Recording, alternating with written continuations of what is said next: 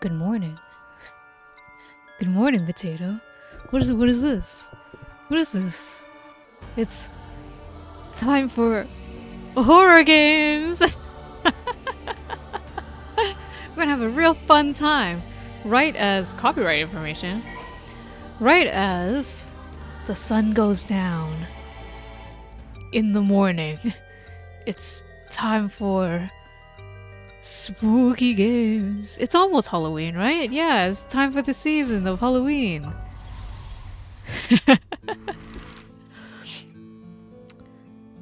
Last time, our new, totally not our girlfriend Yoko died, and we want to revive her by murdering people. That's what we're doing.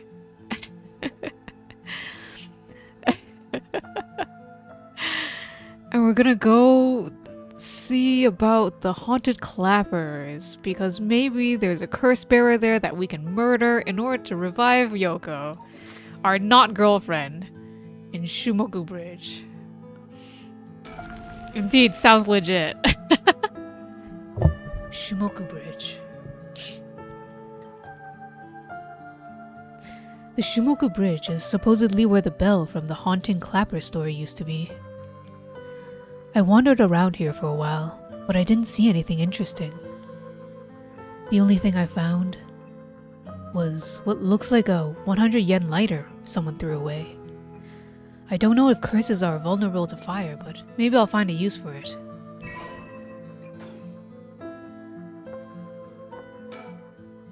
Of course I didn't just find a lighter. There were a ton of cigarette butts strewn across the ground too. Seems like the place was well in need of some wooden clappers to warn about fire.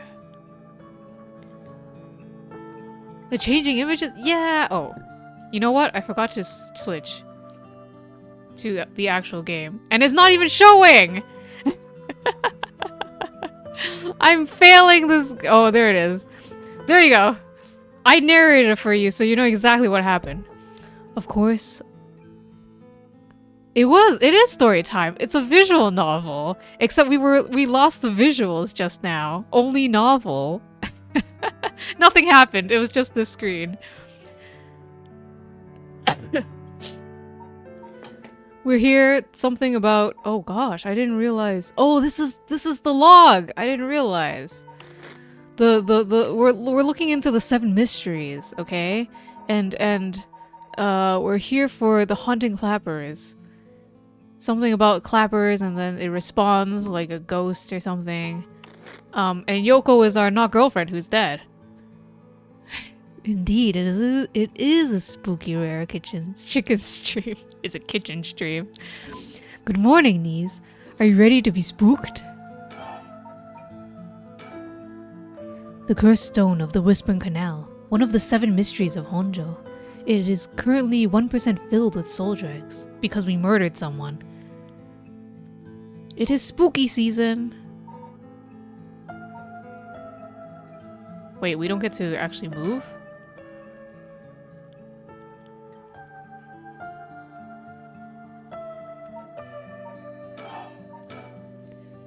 A cheap lighter I found lying around. It barely has any lighter fluid left.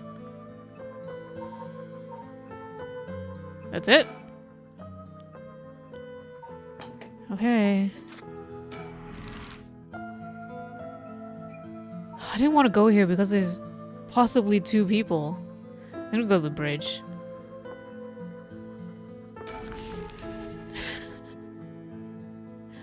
Honji Bridge. Oh shit, there's someone here. Maybe I should have went to the other place. I'm gonna read... Since we're in Honji Bridge...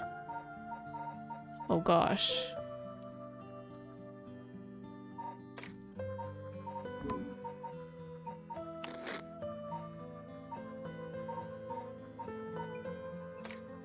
Oh, which one is about the Honji Bridge? Honji, here we go. The beckoning light, an enduring superstition. While walking along the road near Honji at night, one might spot a hazy lantern light up ahead. Despite there being no one around, following it will cause it to go out suddenly when getting near. But just when one fears the darkness might swallow them up, another light will appear further ahead, as if guiding the one who sees it. Some might say the flame is benevolent, leading people to their homes, while others say it's a monster, leading people astray. Some even believe it's the vengeful spirit of someone that died, luring the lost to the land of the dead.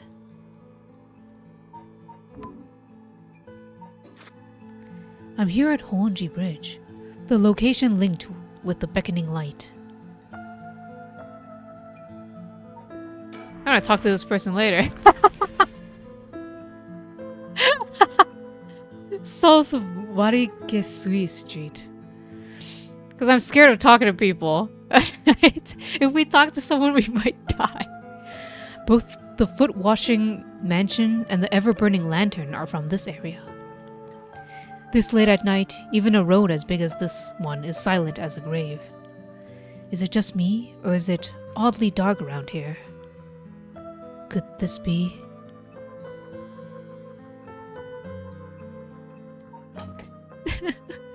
Foot washing mansion and ever-burning lantern.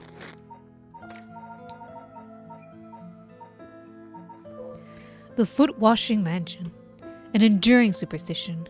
This is the story of something that occurred in the dead of night in the residence in Mikasacho, modern-day South Warigesui Street in Kamezawa.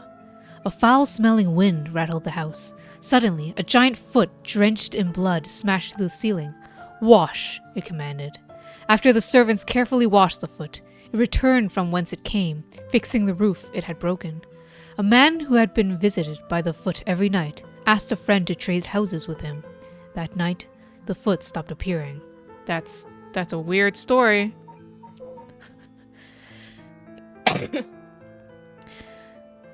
On a bone-chilling winter's night, one may happen upon a soba cart along the canal known as South Warigesui. But there was something strange about this cart. No matter when one might visit, its owner is nowhere to be found. Yet the lantern that hangs from it stays perpetually lit, burning brightly even with no oil to fuel it.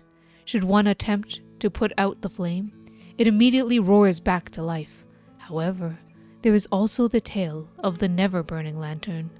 Another telling of this story in which the soba cart's lantern always remains dark, refusing to be lit.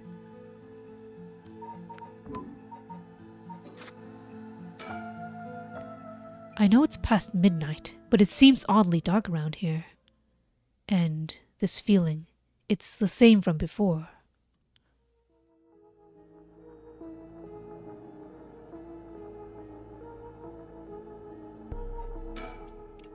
Could this be?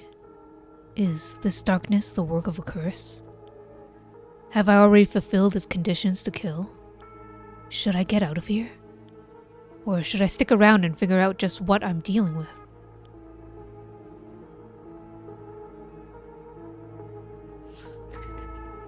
Alright. There's something over there. Is that a curse echo? A curse of the 7 mysteries given form. I knew it. There's a curse bearer around here.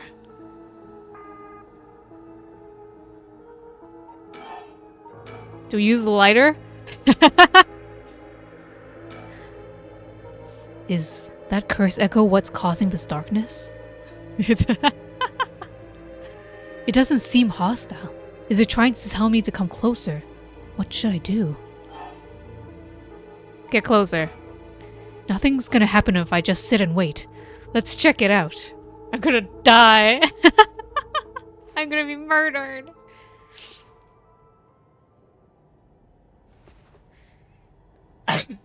Nothing seems wrong with this headless ghost. Darn it, what now? This isn't a curse steering. Somebody's pulling me in. Ugh, that hurt. It looks like I'm inside a building? Did they toss me in here? I can't see squat. Is this the same darkness from the curse echo? I'm completely enclosed. Doesn't seem like there's even a window. There's no telling which direction I'm facing. They got me. This has to be the work of another curse bearer.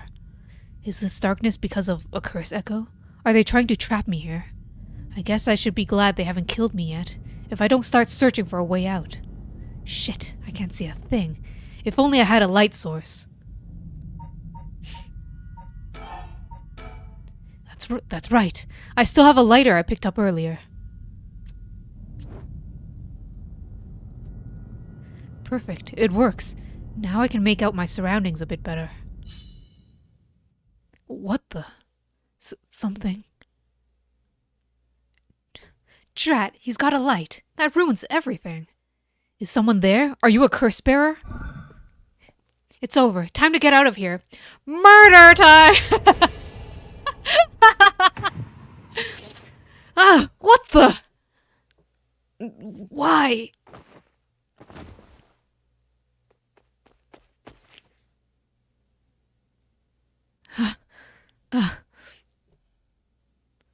That was a close one. I didn't catch a glimpse of the curse bearer, but it seems I'm all right. Aren't they dead?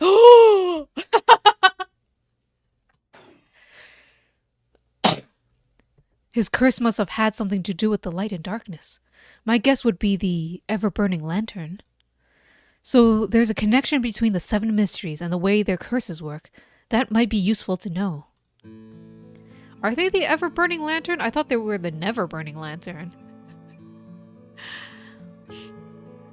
Or maybe they're both the same thing.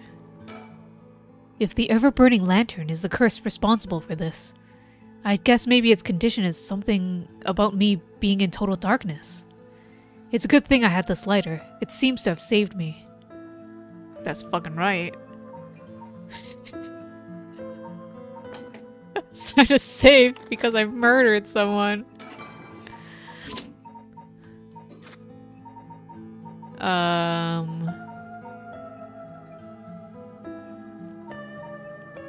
Alright, it's time to meet our new friend, who we totally won't kill. I mean, just curse. It's nothing has. Nobody dies. I just curse them. It's fine. I'm here at Honjo Bridge, the location linked with the beckoning light. The beckoning light should be around here somewhere. Hardly anyone's around. Not surprising, seeing as it's past 2 in the morning. It feels like the whole world's gone to sleep. The other side is an industrial district, and further down from the bridge is the temple from which it gets its name. Honjo Bridge has a pretty unusual structure. The ends are stone, but the middle is steel. The Oyoko River beneath is actually a canal that was dug during the Edo period. Someone's standing on the bridge, silhouetting themselves against the sky.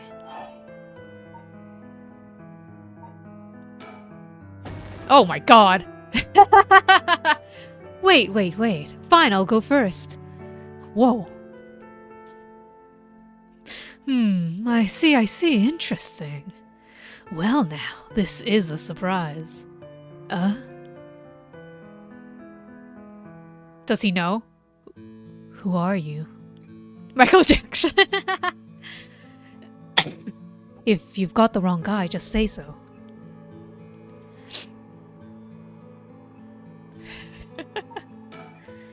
Along with one super shady looking guy, only a curse bearer would have any reason to be here at this time.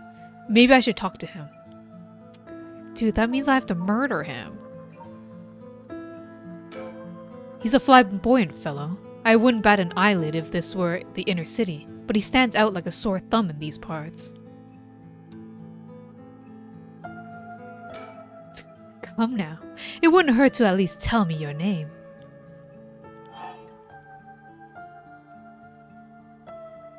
What are you doing here? Very good. You shouldn't give up your name so easily, especially not to strangers. Gone is the age when might made right. Nowadays, it's information that rules the world.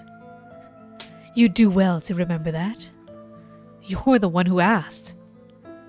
Your name, your address, your phone number, your age, your occupation. Your personal information is much more valuable than you might think. You should treat those things with care. So, I guess you don't plan on telling me anything either then. You can tell me! You can call me Richter Kai, private detective. But didn't you just say not to... Never mind. You say you're a detective. That's correct. I'm a man who deals in secrets. Don't expect me to share any more information with you, though. I only told you so that we could have an understanding. Private Detective Richter Kai. I think it's Richter, not Richter. Oh. I should. Richter Kai, private investigator, the eccentric man that Shogo Okuye ran into in Hoji Bridge. That's not much info. Makes sense. A detective, really? Just like that? He may look ridiculous, but he knows that what he's doing. I don't want him finding out about me. That I murdered like 3 people? I don't think he's a curse bearer, so I'm better off just leaving him alone. I mean, I didn't murder 3 people. I cursed 2 of them, and one of them died in front of me mysteriously. So, what's a detective doing around here? Working. That's all I can say about that. I could ask you the same thing, though. Seems like a strange place to stop. What brought you here? I saw a strange man. I'm looking for someone. Why should I tell you?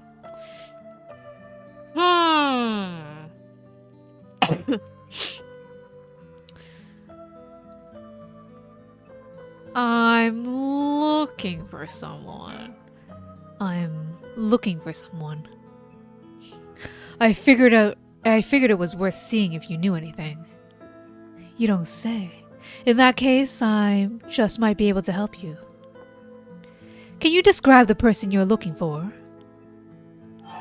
I'm looking for the beckoning light. Do I just out and say it? Oh, that's suspicious as fuck, though. I'm gonna... Oh, gosh.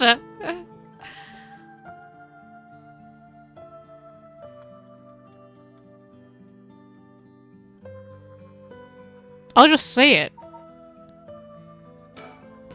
I know I said a person, but I'm actually looking for something called the beckoning light. The beckoning light? Haha, the 7 mysteries of Honjo. That's right. A friend of mine was really into that kind of stuff. She said the beckoning light appears here in the middle of the night. I wanted to see for myself. Haha, really? You're the adventurous type, aren't you? Unfortunately, I think you're out of luck. I've been here a while and I haven't seen any strange lights. Alright, well, thanks for telling me. But just wait a second. There's still some time left for it to appear. Why don't we wait together? Thanks, but I think I'm good. Really? Well, I'm sorry I couldn't be of any more help.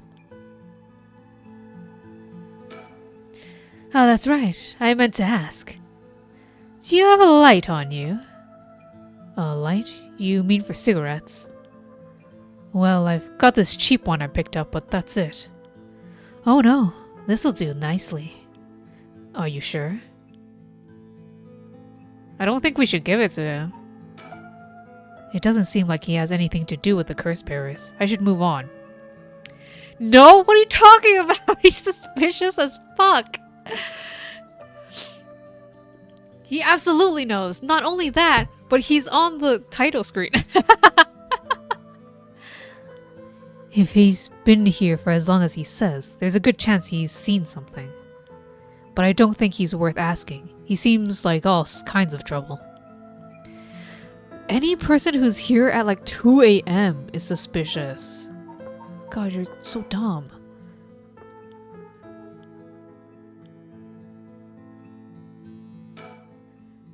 Anyways, I should get back to work, once you're gone, of course. Is there a reason I can't be here? Of course, my work is top secret.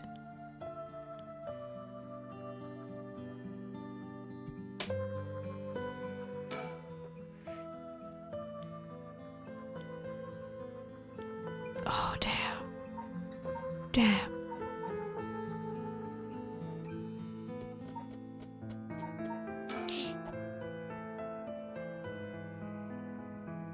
Okay, I've had a look around the area. I should head somewhere else now. Where to next? First, around Midoricho Park. At this end of the South Warigesui Street is the Taiko of Tsugaru. North of there is a school called Komegata High School, at the location of the Fool's Procession. It should be around here. Well, I haven't died yet. Midoricho Park is the Taiko of Tsugaru. I guess I have to read all of them. The Taiko of Tsugaru, an enduring superstition.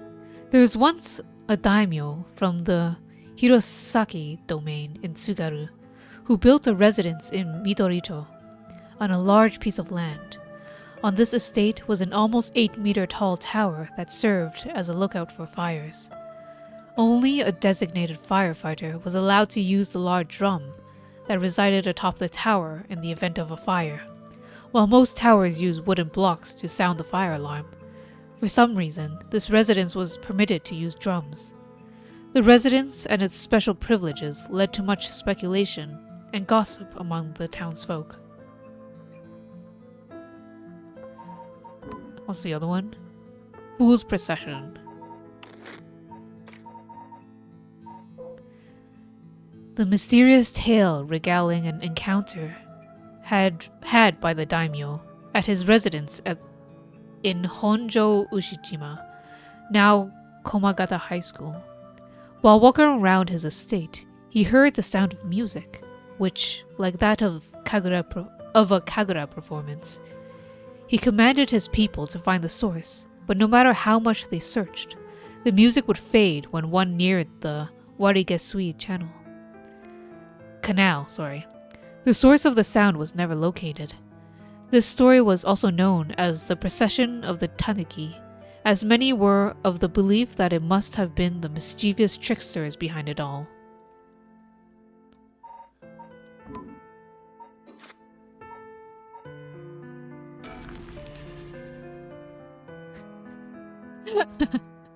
Hello there, my little meow meow. Are you ready to be scared and jump into my arms? Oh, there's 2 people there. I never like it when there's 2 people. I hope you're having a wonderful day too. A spooky day. This is Midoricho Park, location of the Taiko of Tsugaru, one of the 7 mysteries. Huh? Someone's there. 2 men, one middle-aged and the other a young adult, talking to each other. There's a good chance that one of them could be a curse bearer. Oh, I wish I had my little meow meow to hug too. I'll try to scope things out without being spotted. To pick up their conversation from this distance, I'll have to focus in and watch them for a while, I think. If it looks like I'll be spotted, I'll quickly hide behind a tree and move out of line of sight. Oh. Huh? They were supposed to be around here, but I don't see anyone, boss.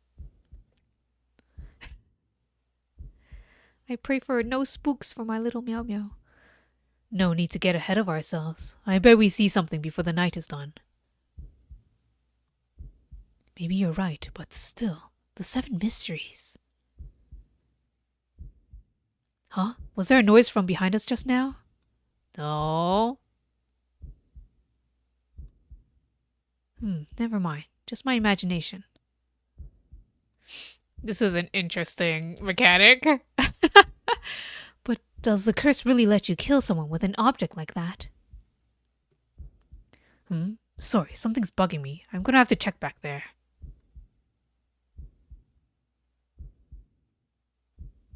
Huh, nothing. I guess this place is just keeping me on edge. Oh, Jesus fucking Christ!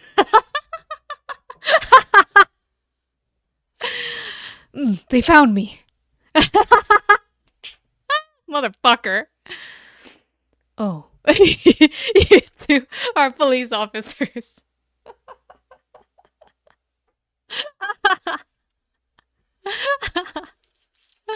Oh, this fucking game. Ha! People often say you don't look it. Sorry if we... sorry, we don't look it. Sorry if we startled you. Are they really police officers? God damn, I thought they were part of, like, the syndicate. Leave my yin in peace. I'm sure there's no problem, but we have to ask you some questions. Just procedure. Oh, I'm Jun Erio, from the Metropolitan Police Department, Investigative Division. Newbie Detective Jun Erio, or Erio. And this old guy with the scowling mug is Chief Inspector Tetsuo Tsutsumi, my superior officer. You wouldn't guess from that frown, but he's actually quite the sweet tooth. Erio, quit blabbering. Veteran Detective Tetsuo Tsutsumi. A gruff police detective that Shoko... and a fresh-faced police detective. Oh gosh. Oh my fucking god, that freaked me out. Even though it wasn't like a spooky image. Oh, they're detectives. They're not investigating the corpse that was here, are they? No, I'm still fine anyway. It's not like a curse would show up as evidence in a police investigation. I can hardly believe how calm I am. I just need to keep a cool head and not panic.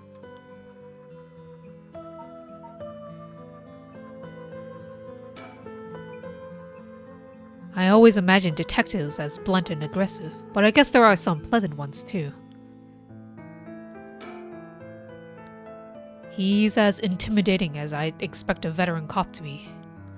First that private detective, now police detectives. Why today of all days?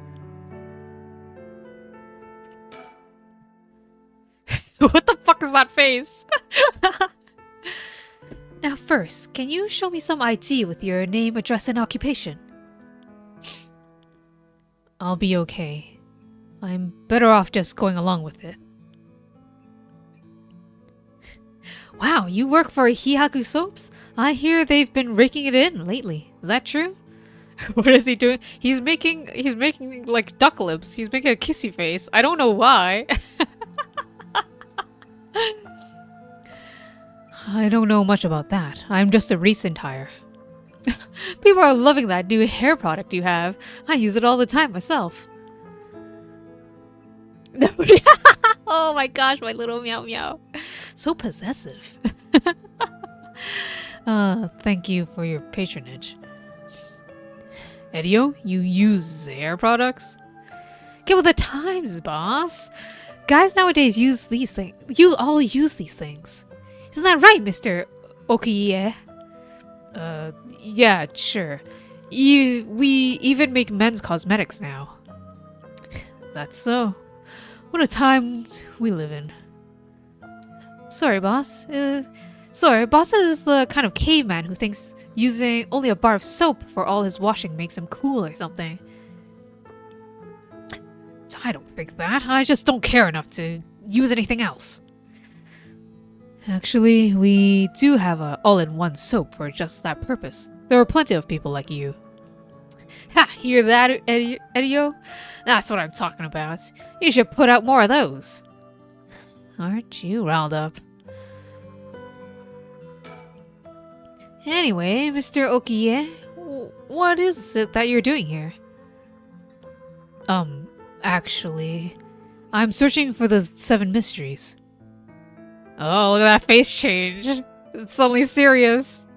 Have you heard of the 7 mysteries of Honjo, detective? Yeah, I've heard of them. We were just talking about them a minute ago. A girl I know is into them. That's how I got interested.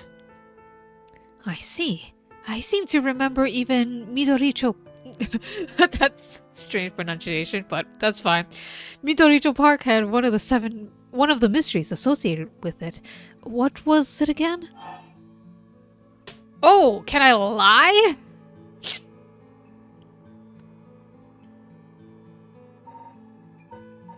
I can actually search. What is the Evergreen Beach?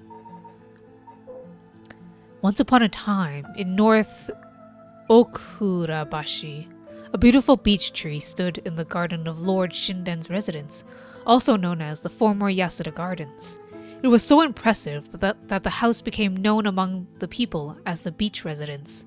Somehow, no one had ever seen a single leaf fall from the tree. As rumors spread of the eternally green tree, it became known as the Evergreen Beech.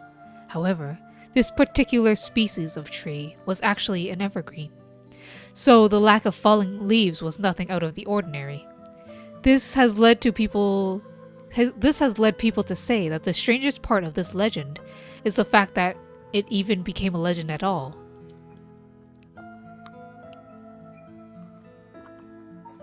Which one can we lie about?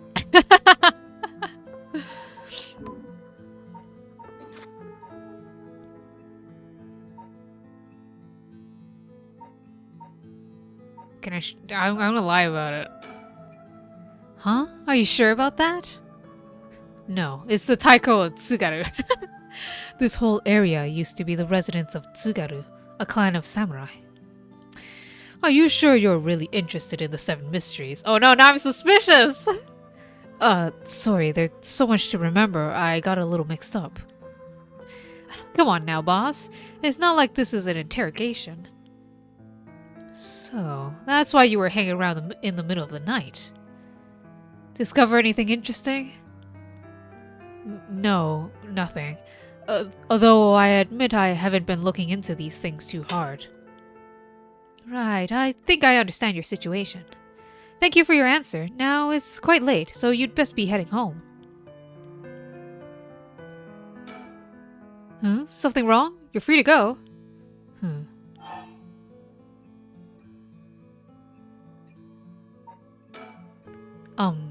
Excuse me. Since you detectives are around, does that mean something happened around here? He was He's so close, too. Well, we are investigators, so it is indeed related to the case.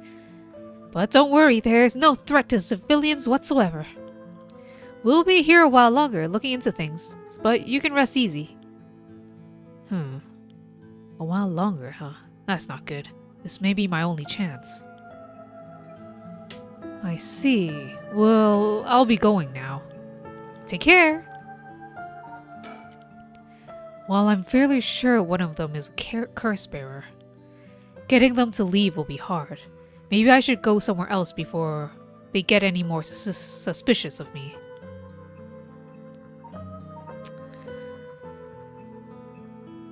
If I keep talking to them, am I gonna die?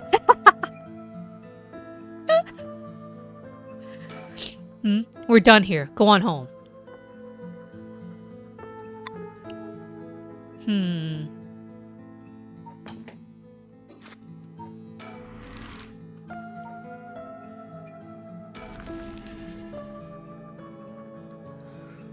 Komagata High School front gates. Here I am at Komagata High School. Which one? Which curse was this? Was this one the Taiko? No.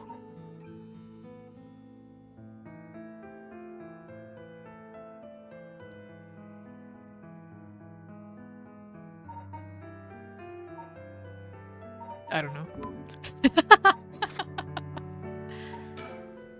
Schools sure are spooky at night. Curses aside, something about it just gives me the creeps.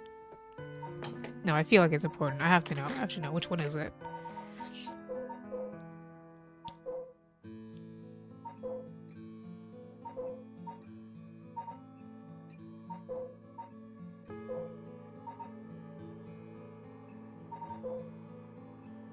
It is the Taiko, right? No.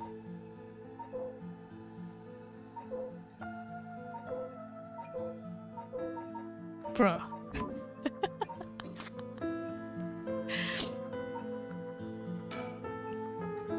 Let's see here. Ah, someone's here. Huh? What the? Ouch. I'm so sorry. Are you okay? Yeah, I'm fine, but did you just climb over the school gate? The school gate is closed, but climbing over looks easy enough.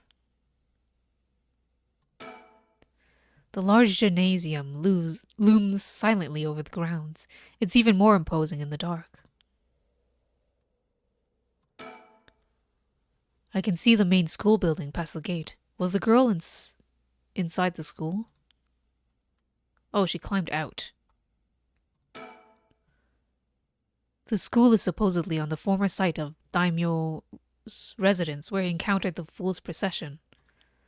It's now the center of a quiet residential area. Komagata High School, a coeducational municipal high school with 332 attendees. Its name is commonly shortened to Koma High. Although it opened as Honjo's first middle school in 1943, subsequent revisions to its enrollment policies saw it change its name, becoming Komagata High School. The school strives to instill its students with the 3 S's of Sumida: sound morals, social responsibility, and strength of spirit. But success has been limited. Plagued by delinquency, it has been forced to turn to temporary employees to compensate for its high staff turnover. And its sports clubs face challenges with its inner city location and small campus. Its traditional culture research club is thriving, however, even issuing regular bulletins in collaboration with the local records office. And the fool's procession was... Oh, about the music that they heard. That's right. Are you enjoying the spooky? It hasn't been too scary lately. A school appearing suddenly at the location of the fool's procession late at night. Clearly something unusual is going on, and it involves a curse. I can't write it off as coincidence. Oh my gosh, Satan.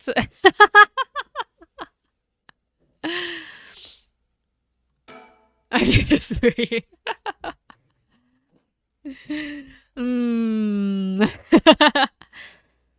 What's going on?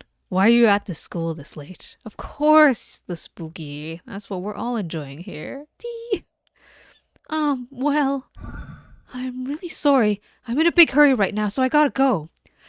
We could just straight up kill her?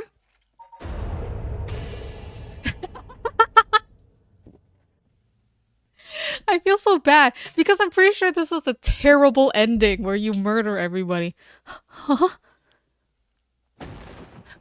A curse? Why? It can't be. Mio, I'm sorry.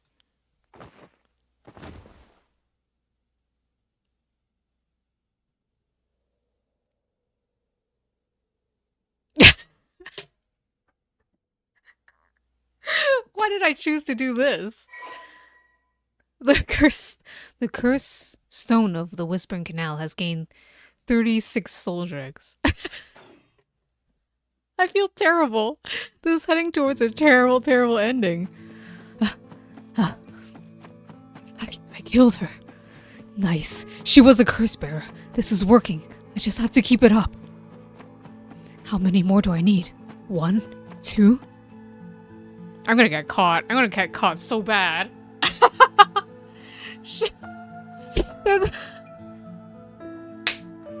Alright, on to the next one.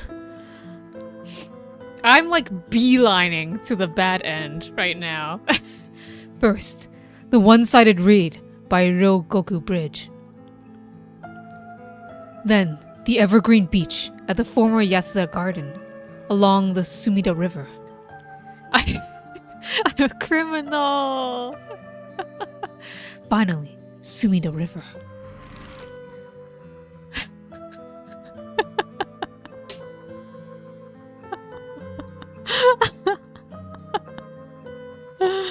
Oh, Yum is bad. Yum is bad in this game. I just really wanted to know what would happen, okay? When they give me the shiny button, I just want to press it.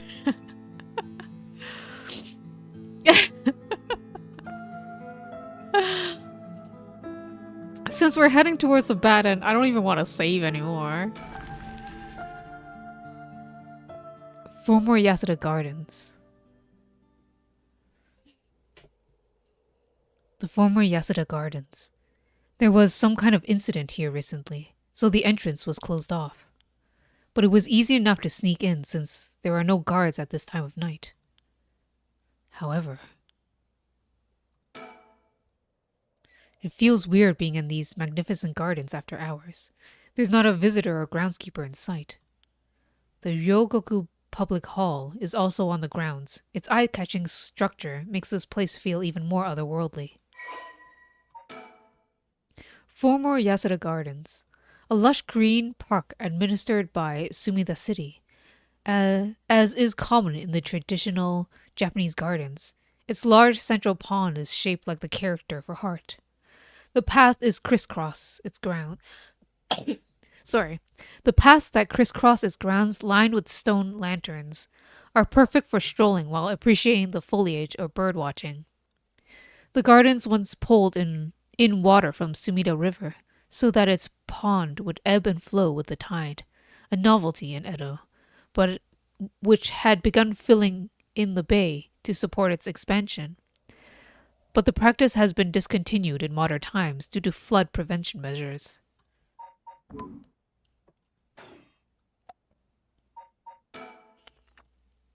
The question is, what do I do about this? Good morning, Luna. Are you ready to be spooked? So far, we're a criminal. I'm beelining for the bad end right now, which I mean it seems like it's the bad end.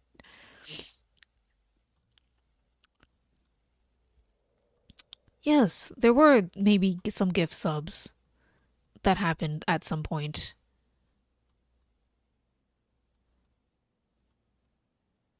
Which is I did not realize that I was beside someone just now. So, have you decided what you're going to do? With your... Oh, so precious.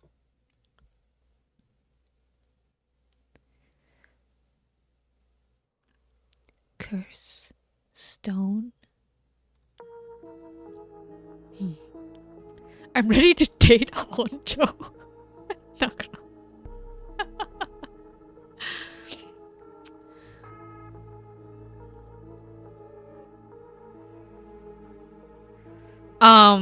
Luna, come on. This is a wholesome video game, okay? I'm a wholesome streamer. Yeah. As soon as I snuck into the gardens, a woman inside called out from behind me.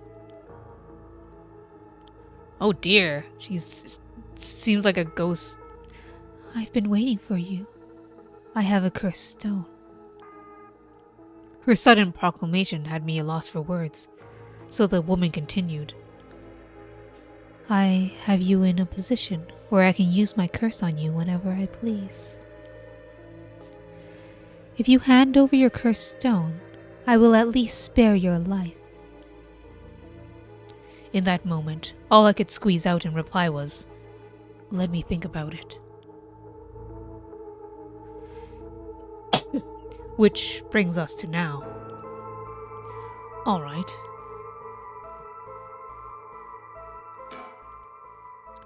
A woman in her 30s. She has a refined air about her, like she was brought up in a family of high social standing. But I also sense a shadow hanging over her. I wonder if it has to do with this place.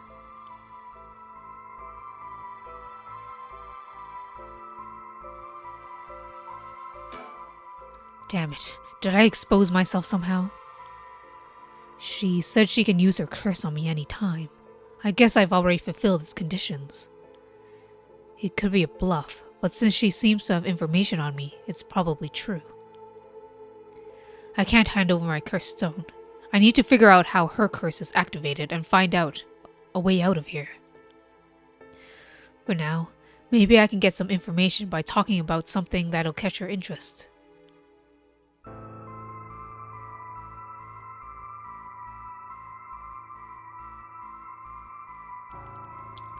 What is kind of wholesome?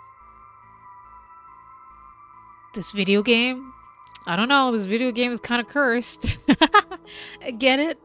Because it's all about cursing people to death? Why don't tell me you haven't made up your mind. Such an indecisive man. Wait, I might hand over my cursed stone, depending on certain things. Will you hear me out for a moment? Look, I think she's bluffing, because if she can curse me right now, in order to hand over my stone, why isn't she? If I die, she gets the stone, right?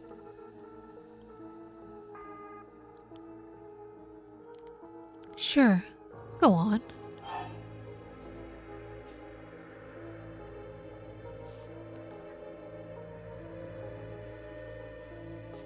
No, I've not heard of that. I have no idea who that is.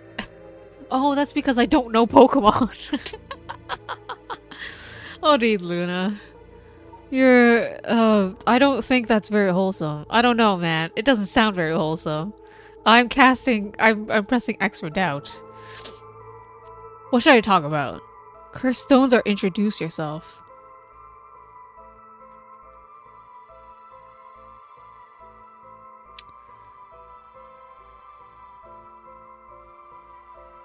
I'll talk about the stone. If you take my cursed stone, what are you going to do with it? With your cursed stone? It's brimming with soul dregs, isn't it? It's already killed so many, no? How does she know so much? I'd like to avoid such crude methods myself. 7. 7. What condition have I fulfilled since the moment I stepped foot in here? Something that I'm doing even now. Think, what could it be? Maybe something I have on me. If I suddenly strip naked on the spot, I just might have to avoid her curse. Wait, I just might be able to avoid her curse? No, that would take too long. She'd probably kill me before I even get my shirt off. Plus, I'd look like a creep. The other possibility is that the condition has to do with the location we're in. If being here is what activates the curse of the Evergreen Beach, then I'll continue to meet that condition as long as I'm here. Which in case there's no escape, she'd activate her curse before I ever got away from the gardens. I'm sure I'd recognize it after setting it off, but it's not like I'd get to do things over. It's probably looking around in the surroundings.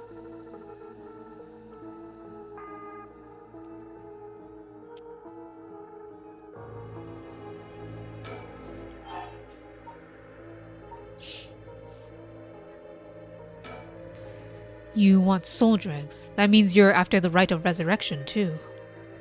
Not that I'm trying to compare our circumstances, but can I ask what led you to this? Oh my. Do you mean that if my situation is more dire than yours, you'd give me your cursed stone? Sure, I'd consider it, so tell me. Liar. Huh? You wouldn't hang your fate on something that as superficial as that. Nor would I. 6.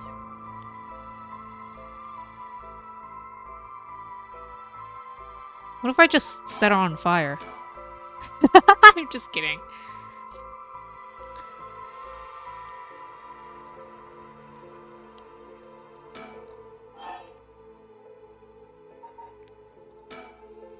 If we're going to talk, We should get to know each other better.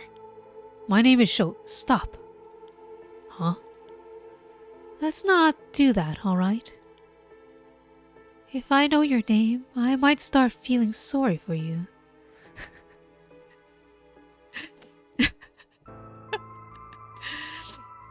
Yeah, we can wrestle her. Duh! Well, I think the problem is that you can activate the curse without like chanting anything. I'm pretty sure you can just think about it. I think the conditions of a curse is staying in one place and looking around for long enough. That's why she's counting down.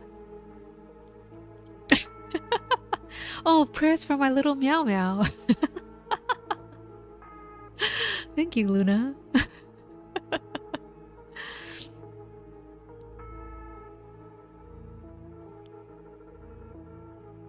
And have a harder time killing you. If you punch her, she moves, right? Well, you would? Don't you think? 5.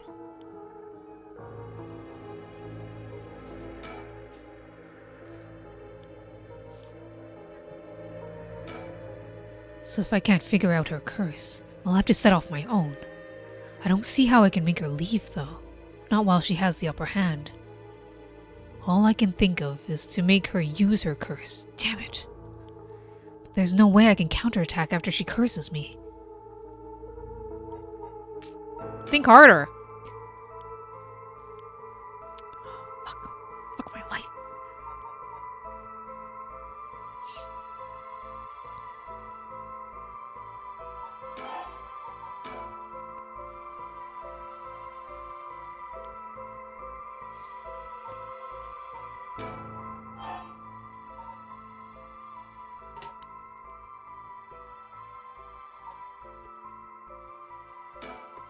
Well, what if you just tell me your name? Why? Well, I need to call you something. Then you can call me ma'am. Huh? All right, ma'am. Yes. What is it? Ugh, this is bad. She's completely running the show here. 4.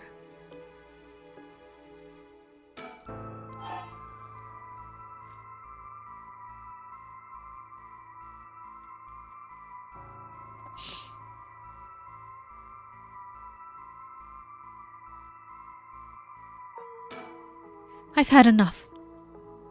2 curse bearers shouldn't be carrying on like this. 3. Fuck! Oh gosh! Oh gosh, what do I talk about?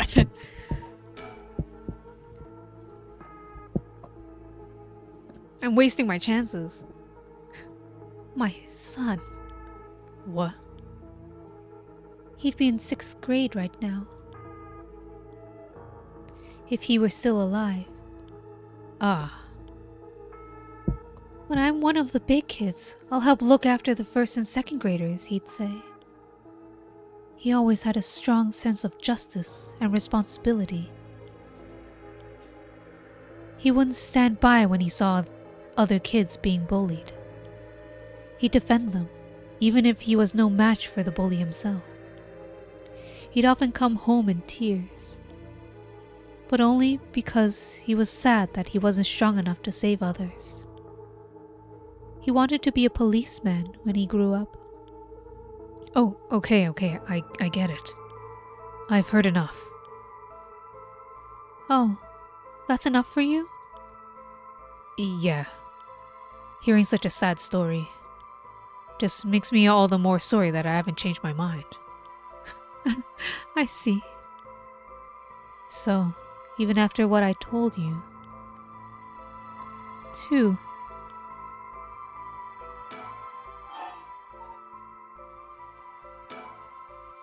You still won't hand it over. 1.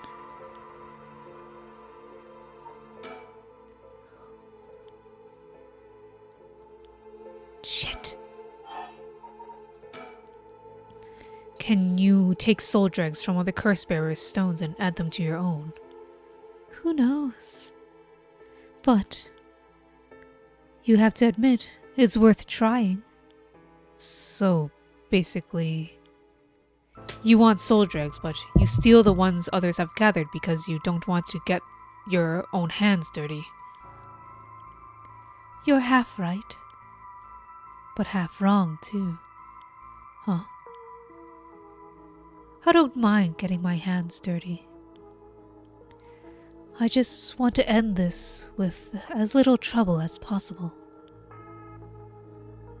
Understand? 0. Such a shame. What? This is the end for you.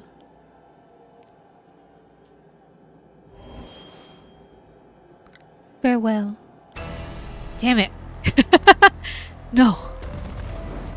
Ah! Fire. It's so hot. It burns. Fire. Of course. That's what it was. Ah! That guy. He must have been following me. It's already too late. Huh.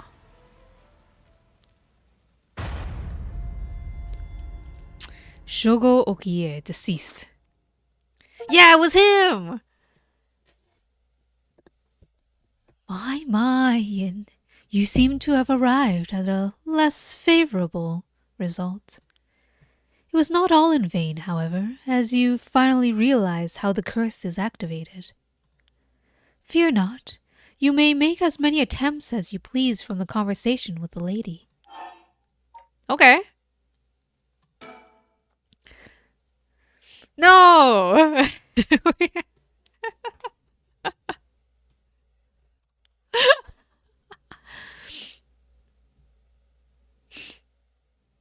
Diverted everything. You got the good end. Where we die? No, one more time. But bear in mind, Shogo Okie has no way of realizing it himself, so you must react for him.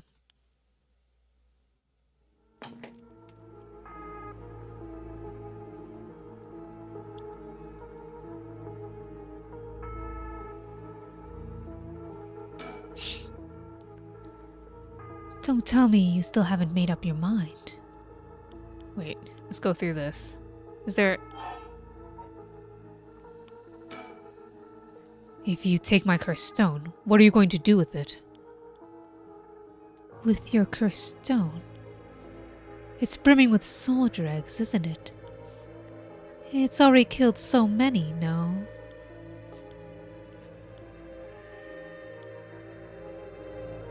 Seven.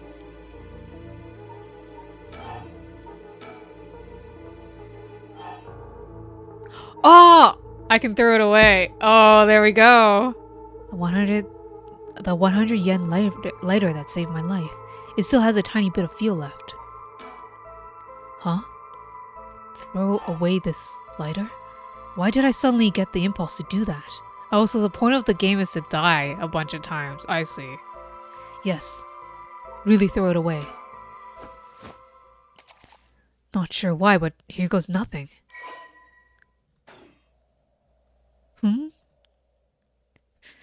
What did you just...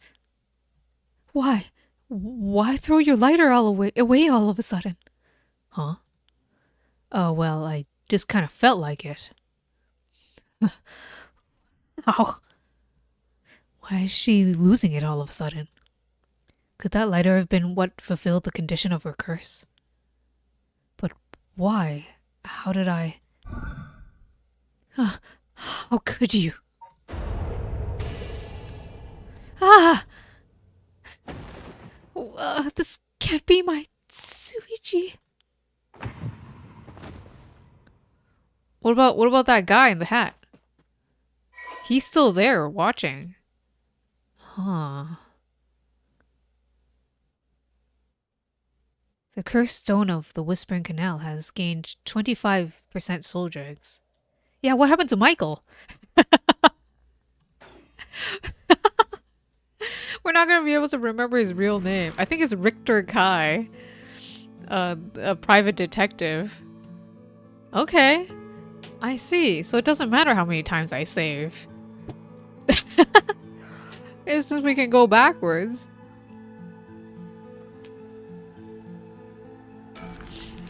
Alright, alright. One more place.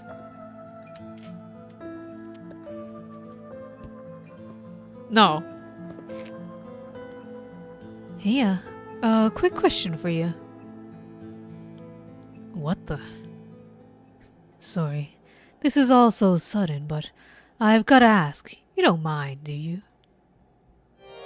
Are you a curse bearer? What? Ugh.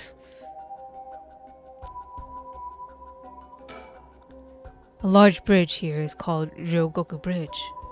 Crossing the river leads to Nihonbashi Bakurocho in Chuo City. Oh gosh. The second oldest of many bridges spanning the Sumida River, behind Senju Ohashi, during the Great Fire of Meireki in 1657, which destroyed 60 to 70 of Edo. Many drowned in Sumida River, attempting to swim away from the flames, resulting in the building of bridges to be a major focus of the reconstruction efforts. Although this bridge was simply known as Ohashi, or Great Bridge, when it was first erected, the people of Edo took it to calling it Ryogoku Bridge, or the Two Nations Bridge, due to its location between the provinces of Musashi and Shimosa. And this eventually became its official name.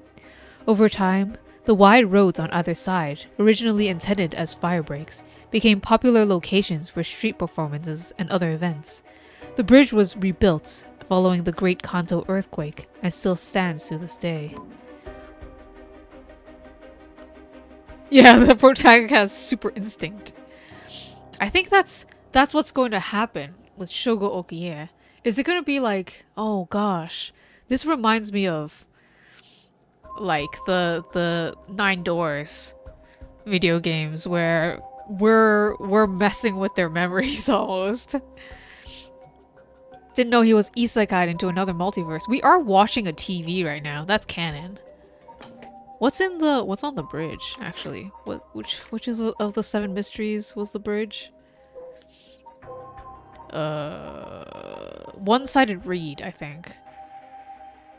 There was once an infamous rogue by the name of Tomezo who fell for a woman named Okoma. Tomezo persistently chased after Okoma, attempting to win her heart over and over again, but she rejected his advances each time. Enraged by her indifference in him, Tomezo brought a dagger to the canal near Ryogoku Bridge and attacked Okoma. He cut off the arm and leg off one side of her body when he threw them into the canal. Then he threw them into the canal. Ever since then, the reeds growing along the canal have only sprouted leaves on one side. Interesting. But if he cut off like one arm and leg, how come the curse that we just saw was only legs?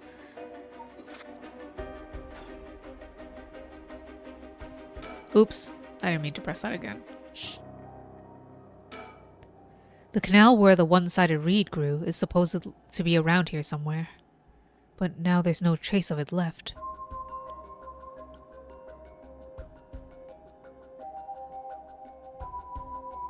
Oh, there's a girl behind me. What the fuck is happening? I'm surrounded. What the? How did you... Oh, don't mind me.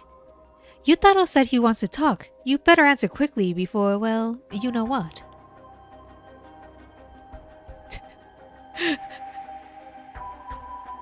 Is that the condition? That there needs to be a woman behind me?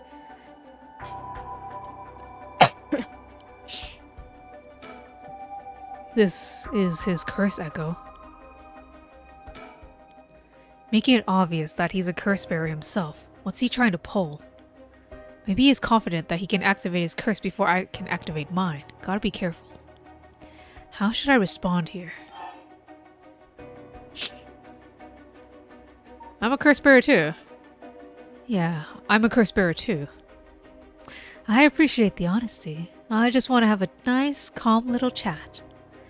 The name's Yutaro Namigaki. My cursed echo is the foot washing mansion. Oh. Huh. A young man encountered. He didn't hide the fact that he was a curse bearer. A chat? I'm not going to curse first and ask questions later just because we're both curse bearers. I've got a little more class than that. I hope you're smart enough to extend me the same courtesy. Alright. Fine, chat away. Thank you. Good to know I'm dealing with someone reasonable. What about this girl?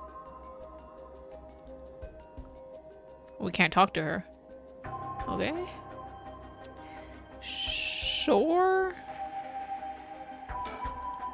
A young man, probably younger than me, maybe a college student. This guy's quite a bold character. He's got confidence, I'll give him that. Alright, let's talk. What do you want? Alright, I'll cut straight to the chase. Would you join forces with me? Join forces? To gather soul dregs? Yep, you're using your curse because there's someone you want to resurrect too, right? In that case, it'd be more efficient for the two of us to work together than to do it all yourself. Think about it. We could split the work and we'd have two kinds of curses at our disposal. Working together. I hadn't thought about that before. Can the soul dregs in one cursed stone be moved to another? That's the fundamental requirement for this to work. Well, we'll have to test that.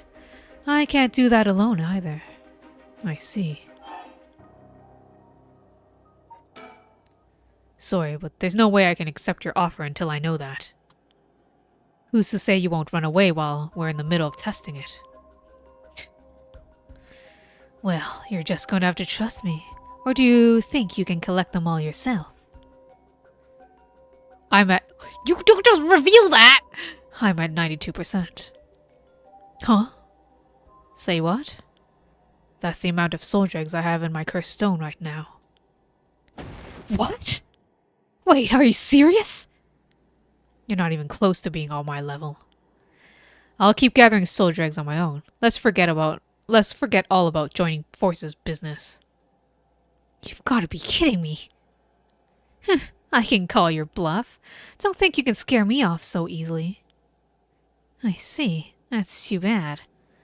If you don't feel like talking, then you leave me no choice. I even gave you a chance to come out of this alive. Real shame you're just gonna waste it. What are you?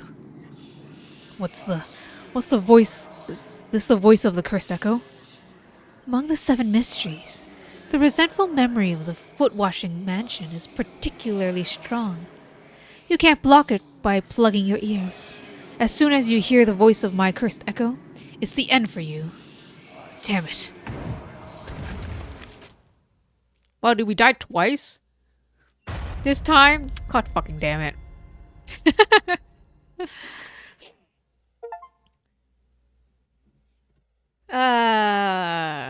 Foot washing Shogo. My, Yin.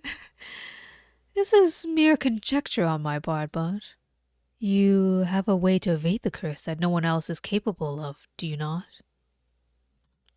Fear not. You may make as many attempts as you please from this conversation with Yutaro. Very well. Remember to ward off the curse before it is activated.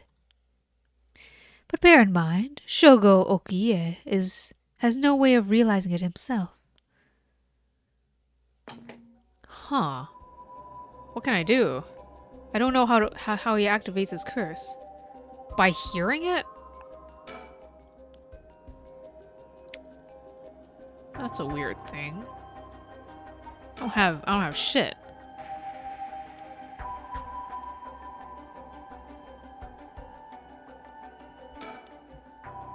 Alright, let's talk. What do you want? Right, let's cut straight to the chase. Join forces?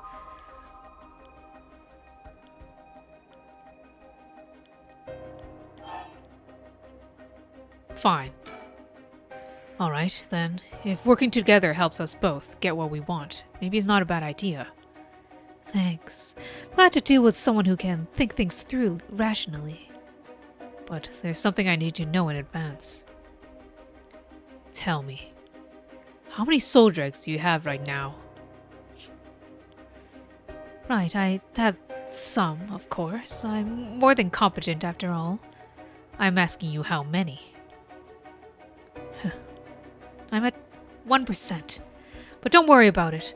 My curse is so easy to activate, I'll have plenty in no time. I bet you haven't managed to get any on your own, have you? I'm at 92%. Say what?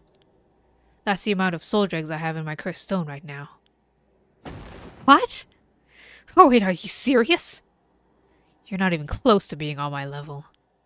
I'll keep gathering soul dregs on my own. Let's forget all about this joining forces business. You've got to be kidding me. I call your bluff. Don't think you can scare me off so easily. I see, that's too bad. If you don't feel like talking, then you leave me no choice. I even gave you a chance to come out of this alive. Wait, this is the same thing. What are you?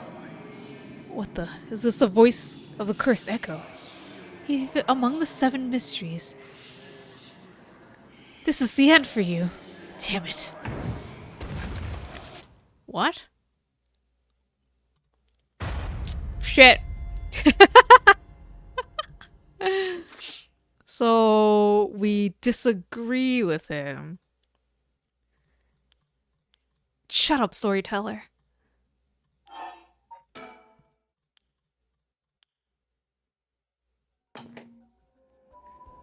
I have a way of reacting to it? Think. A chat between 2 curse bearers? What's he trying to pull? Think harder.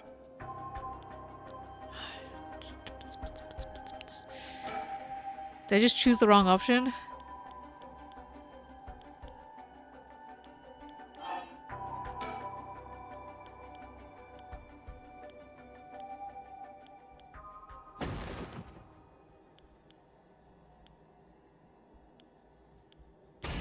Wait, it is the same thing.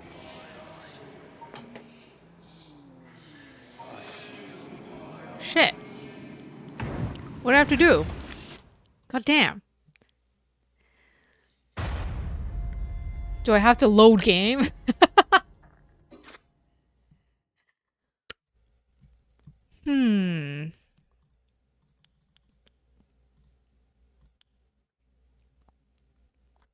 Oh, he's giving me a hint because I've died too many times. If I'm not mistaken.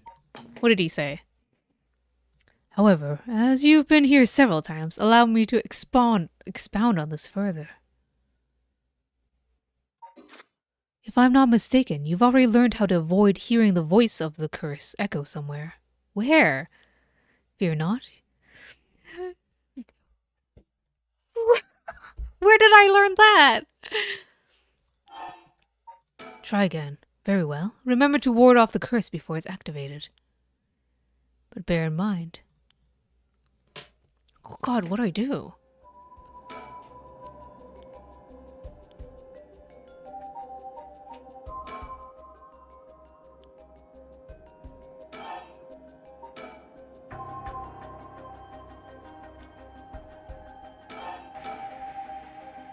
What do you mean I learned how to do something or the other?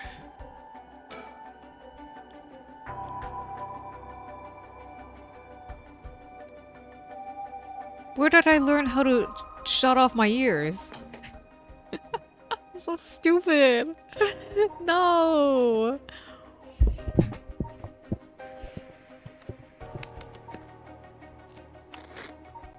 There's no way it was a button, right?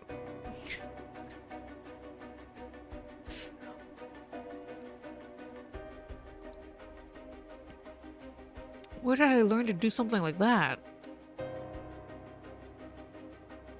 I just played this yesterday.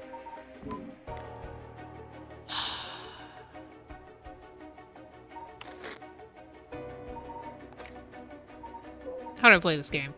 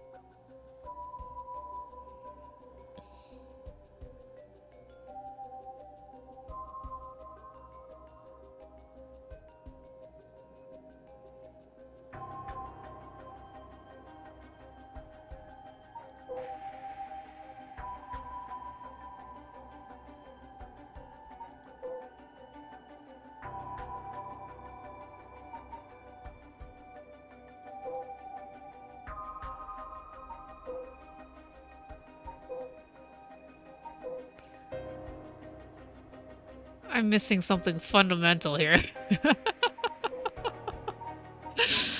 I knew I was too stupid for this game.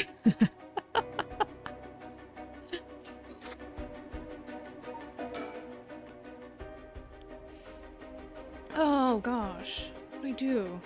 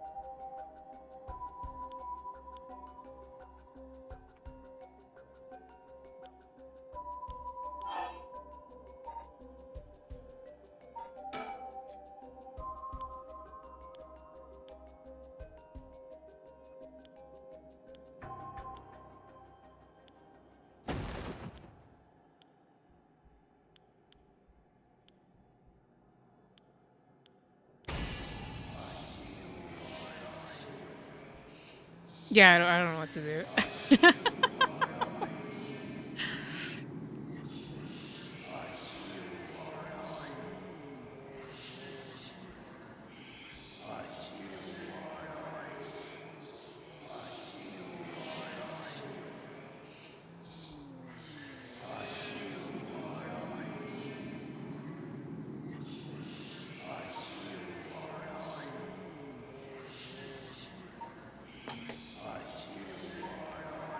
Can we like turn it off? Is that what we do?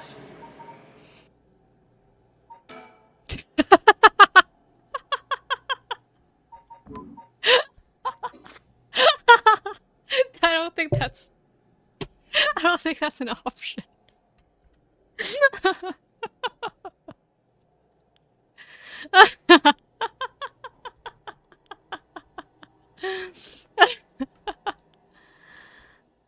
Hmm? A voice? I don't hear any voice. Oh, fuck, that's what? What? Oh my god! That's why in the beginning the storyteller is the one who tells you all of the, like the options and the controls and shit. I can't believe they did that to me. I can't believe they fucking did that to me. I only had to die 3 times. Oh, give me some fucking genius right now. All of my brain. Third eye open. Third eye open. Whoa, what? There's no way. And yet, there he is, perfectly unharmed. How? What's going on here? Huh? I don't completely understand it myself, but his curse conditions don't seem to have been met. This is my chance. Yutaro, your curse won't work on me. I'll let you off easy today, but get the hell out of here. You son of a... Fine, I'll be on my way then. But mark my words, I'll make you regret this. Ah! Why? How is this? Oh, the girl just left. She just walked away. The cursed stone of the Whispering Canal has gained 20% soul dregs.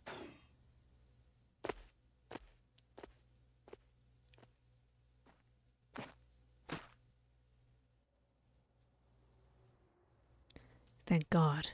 And now I've gotten the last of the soul dregs I need. Was that just coincidence? He wasn't able to activate his curse for some reason. Things are going well. Luck must be on my side. Oh, I should check my cursed stone. It should have gained a lot just now. What the? Ah!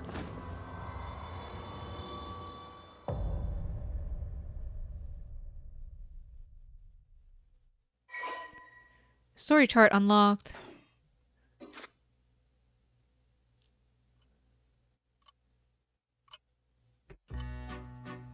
Yeah, that's what I thought. Bad end. Pardon the interruption, but I'd like to take this chance to tell you about the story chart. This is the screen which will appear when you open the story chart.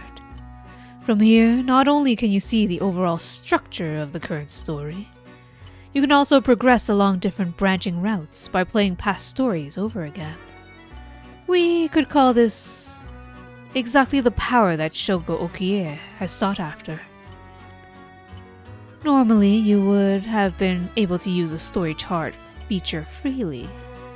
However, due to certain circumstances, it has been locked until now. From here on, you will return to the story chart from time to time at breaks in the story. At those times, you will choose for yourself which story you wish to continue next.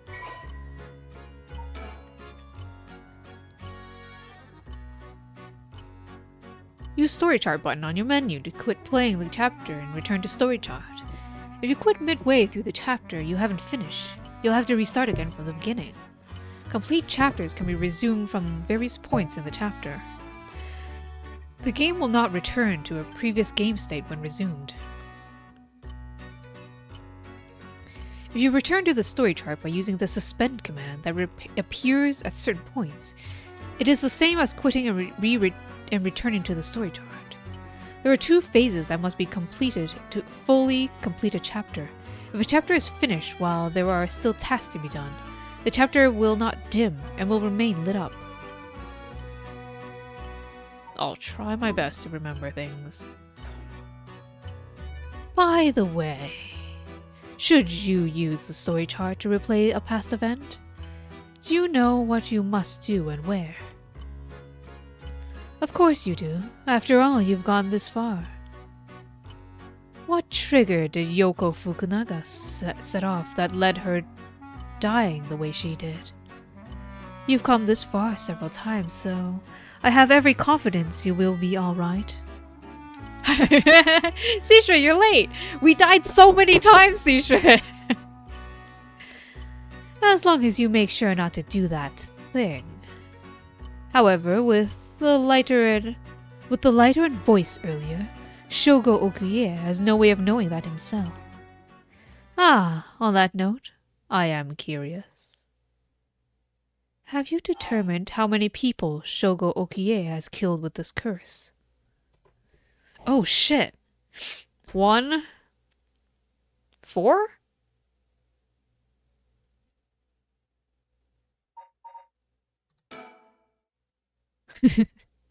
I see, I see.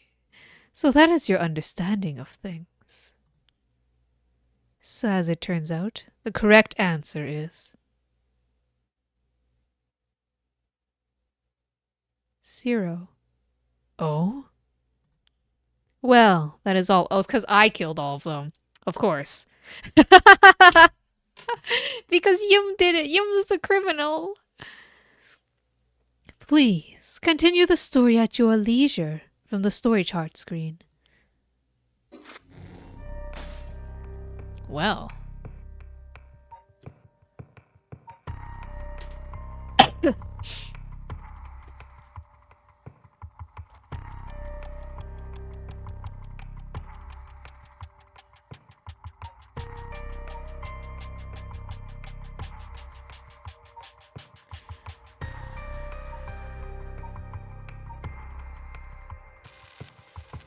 Okay, let's see. I've murdered so many people. Look at it. Look at my persons of interest. Okay, we met this guy. We didn't kill him because we didn't get a chance. We met this guy. We didn't kill him because we didn't get a chance. Look. The people who survived are professional. This is a professional investigator.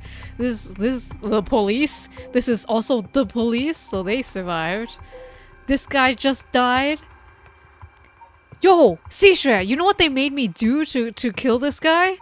They made me go into the menu and turn off the voice. The voice volume. Because of his curse that... I'll turn it on.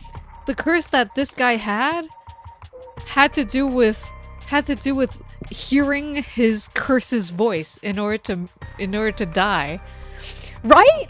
I died 3 times in order to figure that out. And the storyteller, the narrator dude, like outside of the TV, had to give me a hint. He was just like, you know how to turn off voices. I'm like, damn. That was your favorite mechanic? That was pretty fucking... I felt so good figuring that out. Also, good morning, Iki. But before figuring that out, I felt so fucking stupid because I was like, I'm missing something fundamental, and I was just like, yes, the storyteller told me about these options. So these options, because I'm watching a TV screen, is something that I can do, like like in game. This is canon because I'm watching a TV, so I can turn off the volume. This is, oh my good god. Anyways, I also killed this guy. I also killed a nameless woman that this guy was behind. It had to do with throwing out one of my items. It was like fire starters. He asked me whether or not I had like a lighter or like something to start a fire. And he made sure that I had it in my pocket, so he's the one who actually killed me. Because I still had the lighter in my pocket. Motherfucker. Anyways, maybe I can get to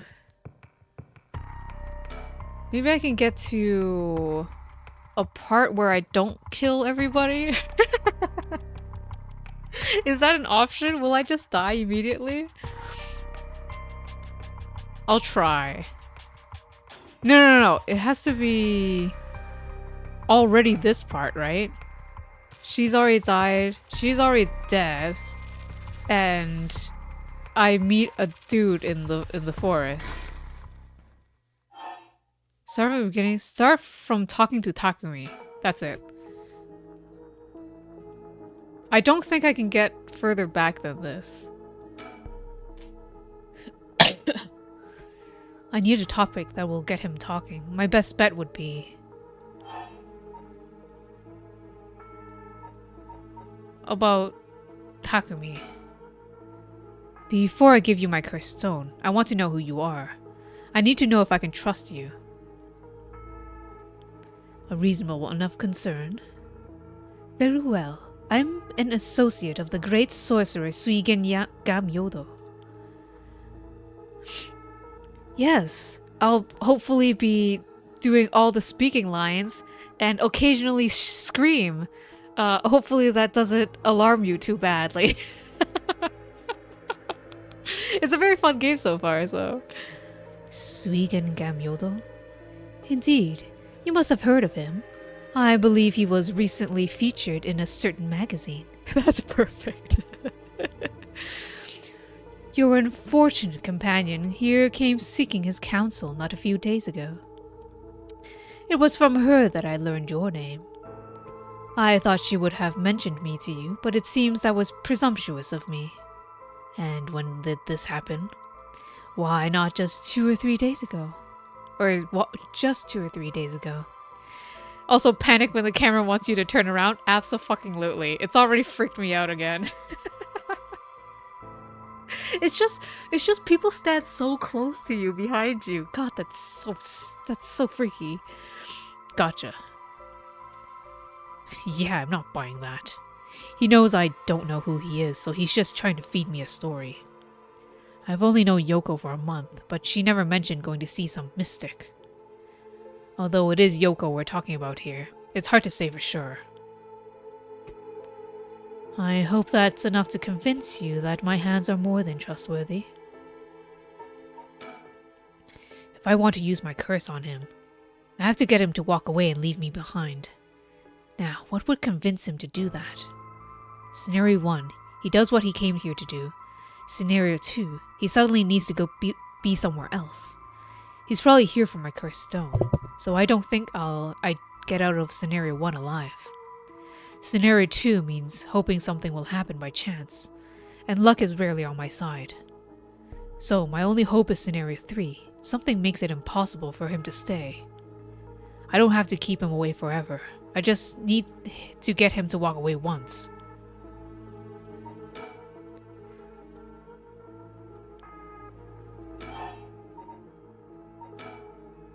What do you want with my cursed stone anyway? I intend to seal it away in a secure location, so it may never be used again. A bit of a Freudian slip from me. I'm certain that you, too, would rather be free of this burden. The power to kill without fear of consequence is, in itself, a curse. There are many ne'er-do-wells in this world who could not resist the urge to use it. All the more if promised the chance to resurrect the dead. You'll seal it away? How? I will put it in the care of a sorcerer who is well versed in the supernatural matters. If I have gained your trust, I must ask you to hand me your cursed stone. How do I know it wasn't you who killed Yoko with your curse? Mr. Okuye, if you're hoping to trick me into revealing whether I possess a cursed stone, I assure you, you cannot. It is your curse that was responsible, Mr. Okuye, no matter how you might tell yourself. Or what? That doesn't make sense. I only found this after Yoko died. Oh? Don't play dumb. I know you're the one who did it. Whether you choose to believe me is your prerogative, but you are mistaken. But you should know that multiple curses awakened at once at the stroke of midnight.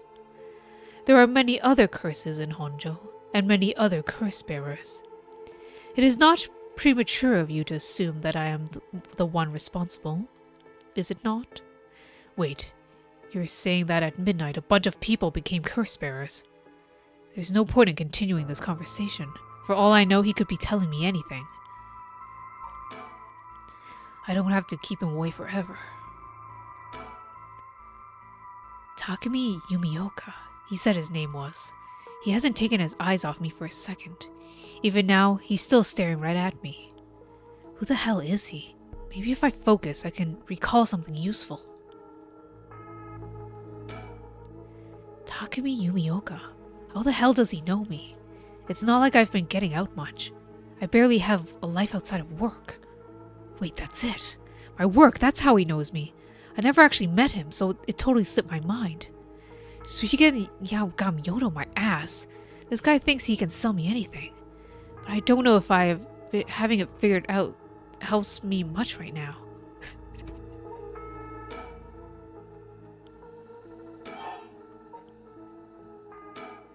Suigen Yaogamyoto, my ass. I know who you are. You work at Hihaku Soaps just like me. You're the chairwoman's secretary. Well, that took you long enough. Your lack of company loyalty is frankly astounding. Allow me to reiterate my request, then. Not as a stranger, but as your superior. Hey, we're not at the office. You don't get to push me around like that. Why is your chairwoman's secretary even out looking for cursed stones anyway? I refrain from revealing myself precisely to avoid such questions, but I suppose needs must. Since the dawn of the Showa era, the land of Honjo has nurtured our company's growth and vice versa. It is our duty to ensure that curses do not take root in this land we know as our home. I'm not sure I buy that. Like many things, it is not a matter that concerns the rank and file. The chairwoman has no desire to spread fear through our beloved company's birthplace. Now, if that's all, I must insist that you hand me your cursed stone.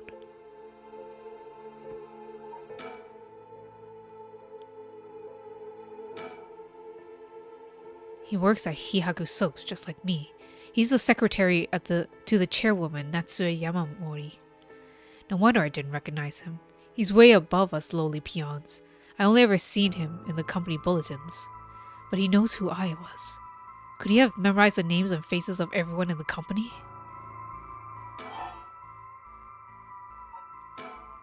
Why are you so convinced it was my curse that killed Yoko? Why, it's simply that... Huh? I do believe I saw your companion move. She what? I'm not falling for that. Screw you. I still don't want to turn around. For each of the 7 mysteries, there's a curse and a curse bearer, right? Do you know who any of the others are? And what would you do with that information? Your intentions are nothing untoward, I hope. Huh. It is in the hearts of the selfish and insipid of those who would be most tempted by the rite of resurrection that the curses take root. And the curse's resentful memories impart a powerful urge to kill, as I'm certain you are aware. What? You are a victim of circumstance, Mr. Okiye, but your situation is exceedingly dangerous. You must relinquish your cursed stone for your own benefit before it's too late. Too late? It's already too late. There's no going back. All I can do is keep pressing forward. And if you're going to stand in my way, then I'll have to stop you. Am I to take that as a threat, Mr. Okiye? I would encourage you to exercise more discretion before you fall foul of a curse. What are you doing? Should you not check on her?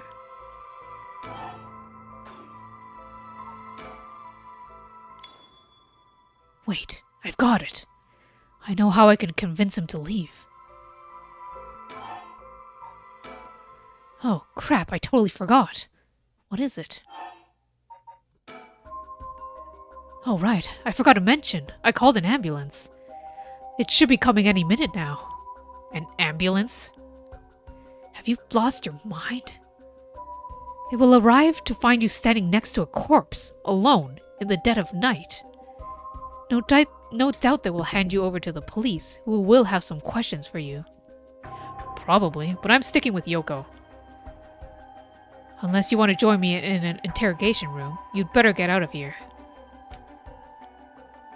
You're telling the truth, I see. They are getting closer by the second. I cannot afford to be waylaid at this juncture. I fear I must take leave. Sooner or later, I will return for your cursed stone.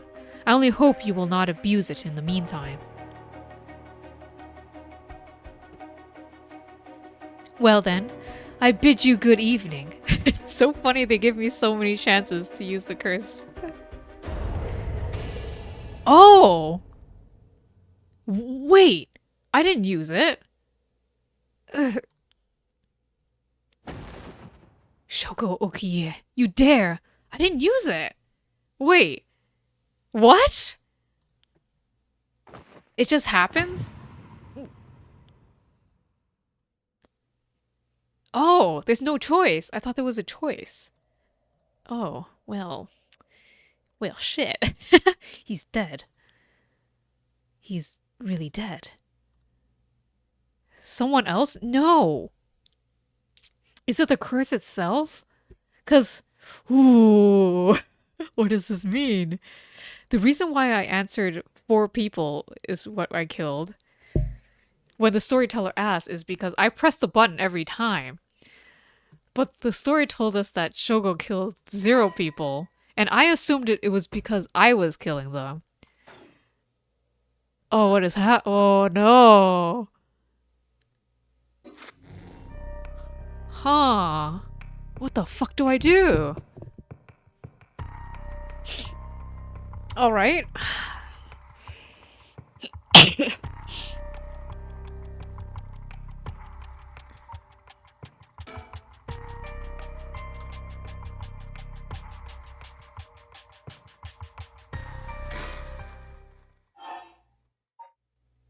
From location select.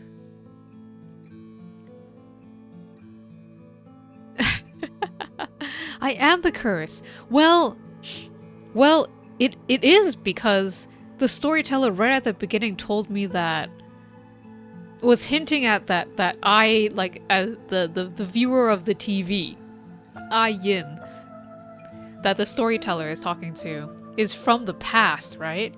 Like, basically where all the curses come from. So it's not, like, not, like, I could be the curse. What items do I have? Nothing. Ah. I'll collect the other curse-bearer stoles before dawn and bring Yoko back to life. I should go to another location connected to the 7 mysteries of Honjo. What if I move here first, instead of getting the lighter? Because he asked about that. And this guy kills me if I have the lighter in the next section. I'm here at Honji Bridge, the location linked with the beckoning light. Someone's standing on the bridge, silhouetting themselves against the sky.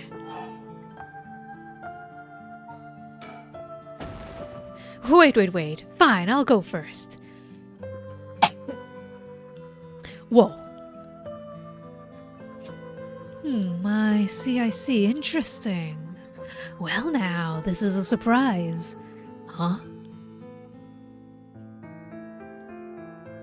Who are you? If you've got the wrong guy, just say so. Along with one super shady looking guy. Only a curse bearer would have any reason to be here around this time. Maybe I should talk to him. He's a flamboyant fellow. I wouldn't bat an eyelid if this were the inner city, but he stands out like a sore thumb in these parts. Come now, it won't hurt to at least tell me your name.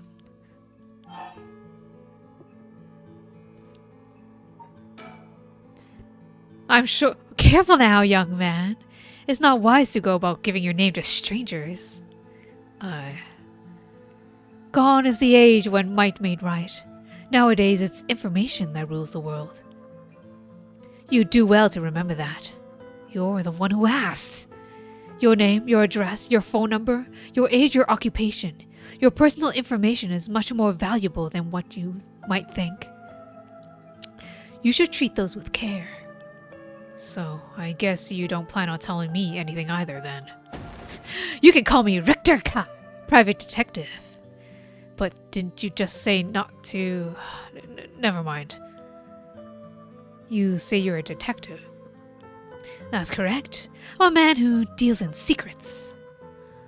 Don't expect me to share any more information with you, though. I only told you that so we can have an understanding.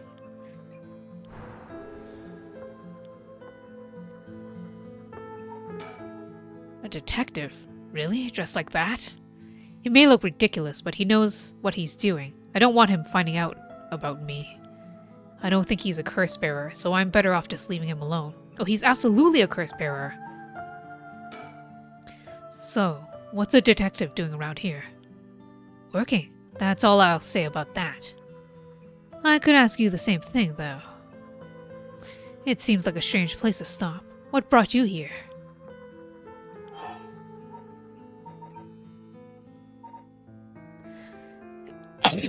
I saw a strange man. It's you. I saw a strange man looking around. I see. Then let me ask a different question. Why did you go out of your way to strike up a conversation with that strange man? I'm looking for someone. I figured it was worth seeing if you knew anything. You don't say. In that case, I might just be able to help you. Can you describe the person you're looking for? Don't worry about it. No, don't worry about it. I think I'm in the wrong place anyway. If you ever need a hand, I'd be happy to help. It's all in a day's work for an investigator extraordinaire. Thanks. I'll try looking elsewhere for now. Really? Well, I'm sorry I couldn't be of any more help. Ah, right. I meant to ask. Do you have a light on you? A light? You mean for cigarettes? Sorry, I don't. I'm not a smoker. Oh no, this'll do nicely. Are you sure? Anyways, I should get back to work. Once you're gone, of course. Is there a reason I can't be here? Of course. My work is top secret.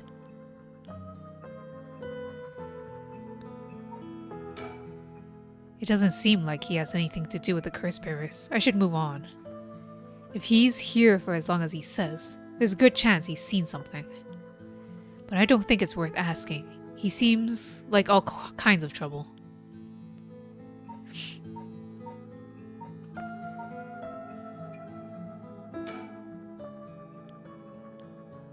Huh. Huh.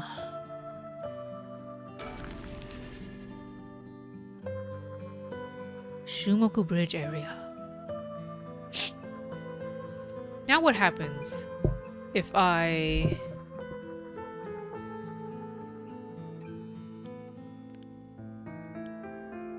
Oops. Maybe I shouldn't have gone here first. I want to see my death ending in the other place. I don't know if curses are vulnerable to fire, but maybe I'll find a use for it.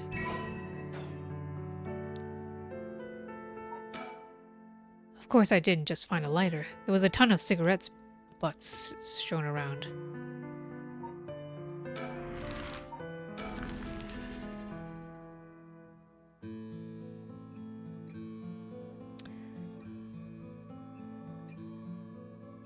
Both the foot-washing mansion and the ever-burning lantern are from this area. This late at night, even a road as big as this one is silent as grave. Is it just me, or is it oddly dark around here? Could this be? I know it's past midnight, but it still seems oddly dark around here. And this feeling, it's the same as from before. Could this be?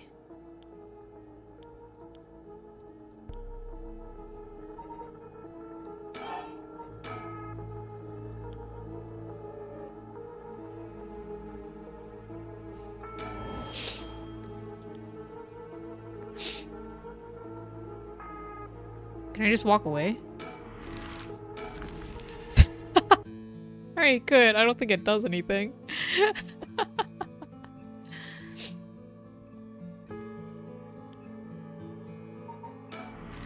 Okay, go tell the investigator. Now I have a...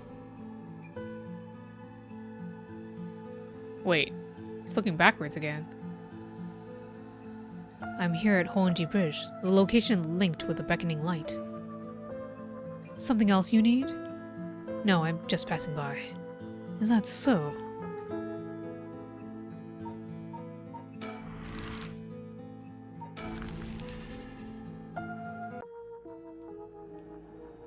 Fine. I'll do the spooky encounter.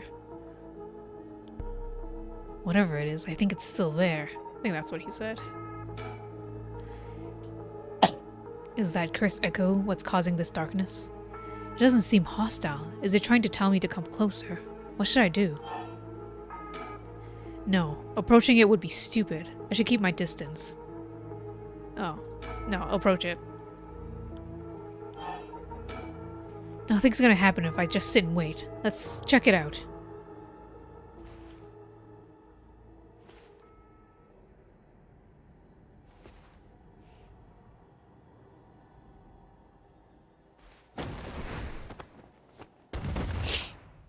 Darn it, what now?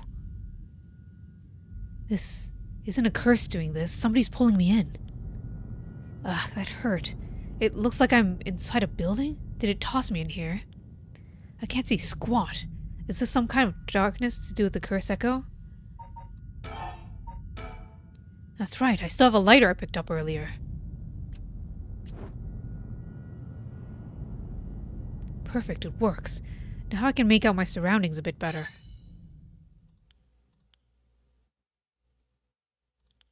I read those earlier.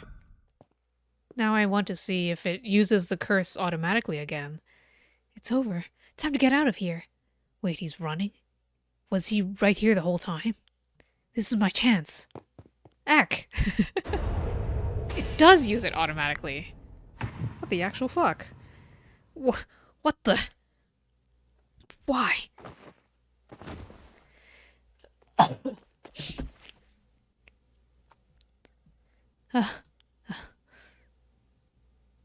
That was a close one. I didn't catch a glimpse of the curse bearer, but it seems like I'm alright. Huh, what'd I do? This curse must have something to do with the light and darkness. My guess would be the ever-burning lantern.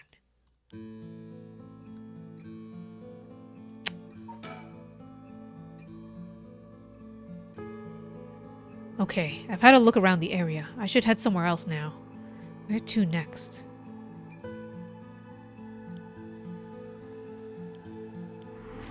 The park is where...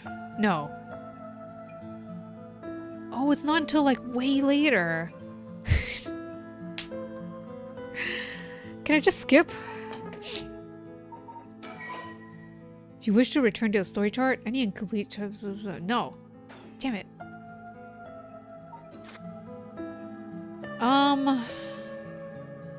Can I just speed through these? Maybe I can do it. Maybe I can do the hiding part. Hiding part well this time. Can I just hide the entire time? This is Midoricho Park, location of the Taiko of Tsugaru, one of the 7 mysteries. Huh? Someone's there. 2 men, one middle-aged, the other young adult, talking to each other. Let's skip through this. This is what they make me do.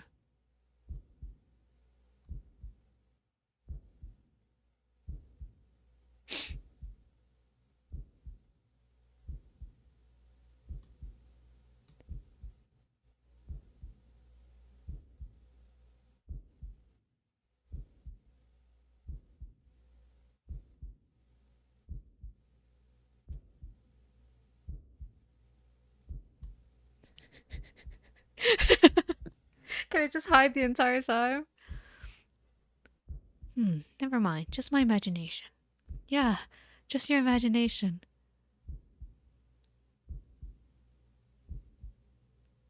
I should be okay. Now to listen to the rest of the conversation. This is when they'll catch me.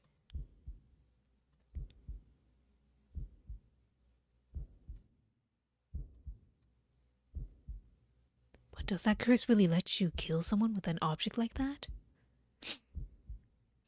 Sorry. No, don't check, don't check! Huh, nothing. I guess this place is just keeping me on edge. And then you just I was caught so badly last time. I should be okay. Now to listen to the rest of the conversation.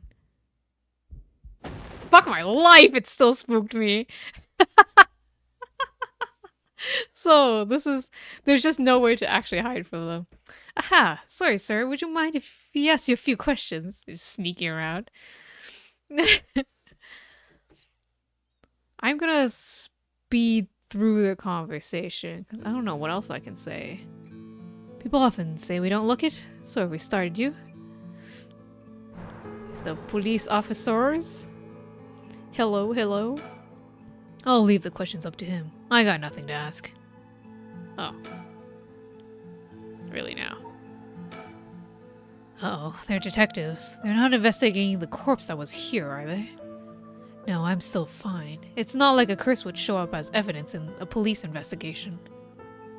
I can hardly believe how calm I am. I just need to keep it cool and not panic. Now, First, can you show me some ID with your name, address, and occupation?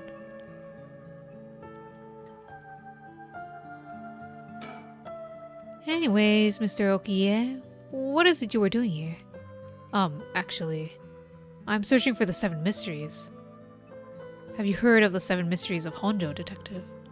Yeah, I've heard of them. We were just talking about them a minute ago. Beep, beep, beep, beep, beep. What if I answer well this time? Wait. I forgot what it was.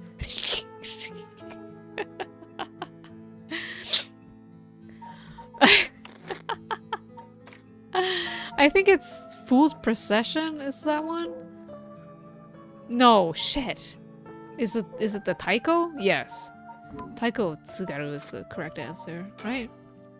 Ah, that's right. The Taiko Tsugaru. The whole area used to be a residence of Tsugaru, a clan of samurai. So, that's why you were hanging around in the middle of the night. Discovered anything interesting? No, nothing. Although I admit I haven't been looking into these things too hard. Right. Right. I think I understand your situation. Thank you for your answers. Now it's quite late, so you'd best be heading home. I have to figure out whether or not they're curse bearers first. With the 2 of them, the bearer could be either one.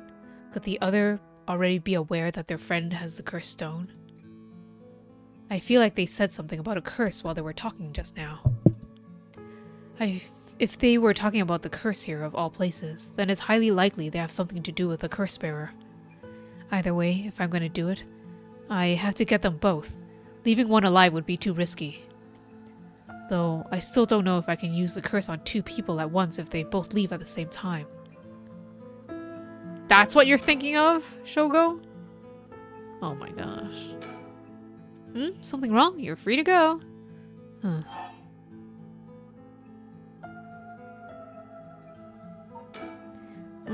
Excuse me. Since you detectives are around, does that mean something happened around here?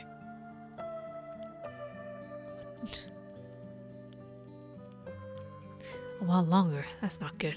This may be my only chance. Well, I see. Well, I'll be going now. Take care. It's late out. Make sure you get home safely. I always imagined detectives as blunt and aggressive. He's intimidating as expected of a veteran cop. Oh, what else do I say? Well, I'm fairly sure one of them is a curse bearer. Getting them to leave will be hard. Maybe I should go somewhere else before they get any more suspicious of me.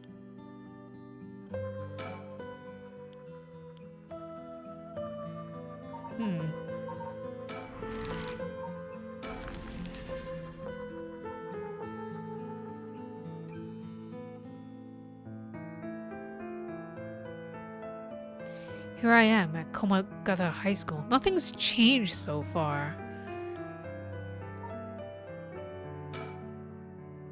Schools sure are spooky at night. Curses aside, something about this just gave me the creeps. Yeah, nothing's changed so far.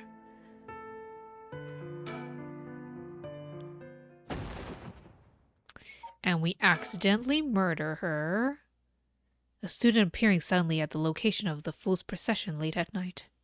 Clearly something unusual is going on, and involves a curse. I can't write it off as coincidence. That's right, we murdered even more people. Oh, I forgot about her. So we murdered like 5 people. Or something. Actually, gosh, how much is that?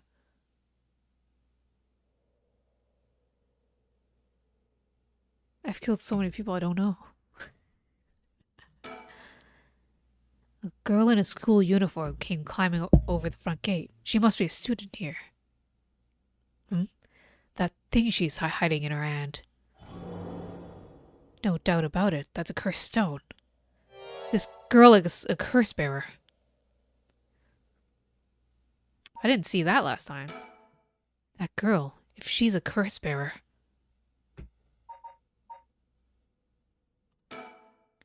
What's going on? Why are you at school this late? Well, I'm really sorry. I'm in a big hurry right now. I gotta go. Hey, wait. Huh? A curse? Why? It can't be.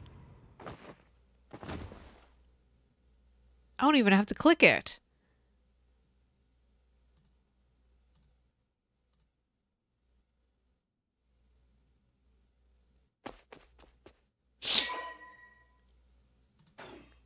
Maybe because I clicked it all last time, that's why the storyteller said 0.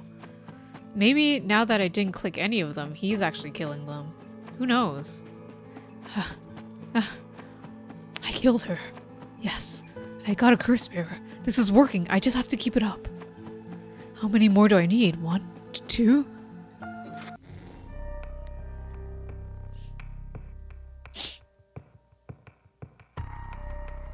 Huh.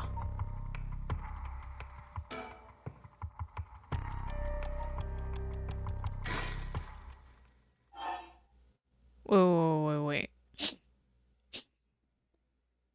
Oh god, I don't know what I'm doing anymore.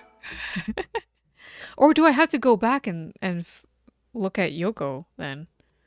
It has nothing to do with the things I found here. Hi.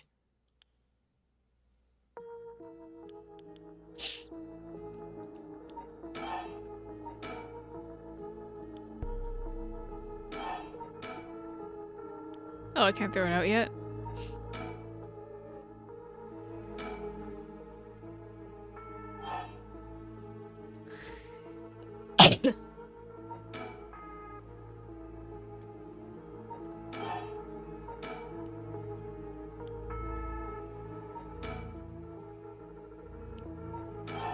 Can't throw it out now? I don't think this is helping. I'm gonna go back. Oh, no. Okay. Oh, okay.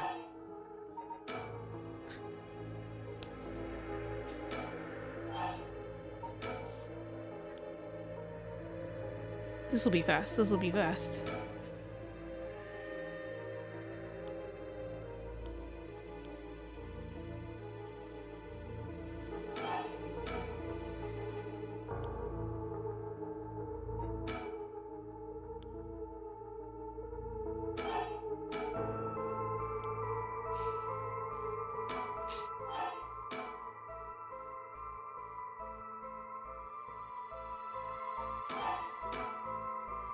Damn it.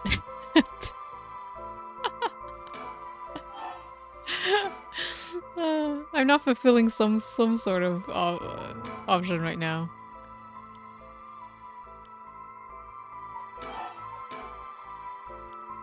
Which was dying, I guess?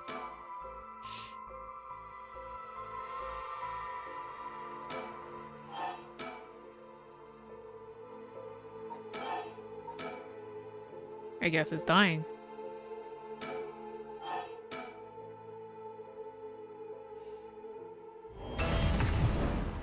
Don't worry about it. I don't want to try again. Here's my story chart.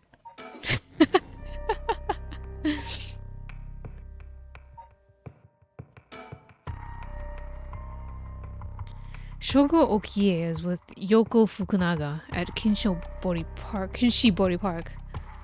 Searching for one of the 7 mysteries of Honjo, his interest in the occult starts to grow as he learns more about it from Yoko.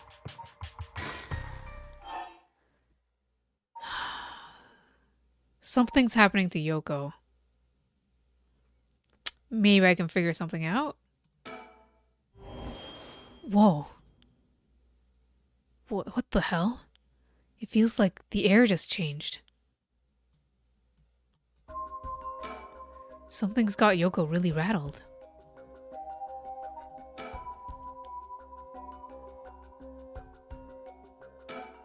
I feel eyes on my back. I can't move. There's something behind me?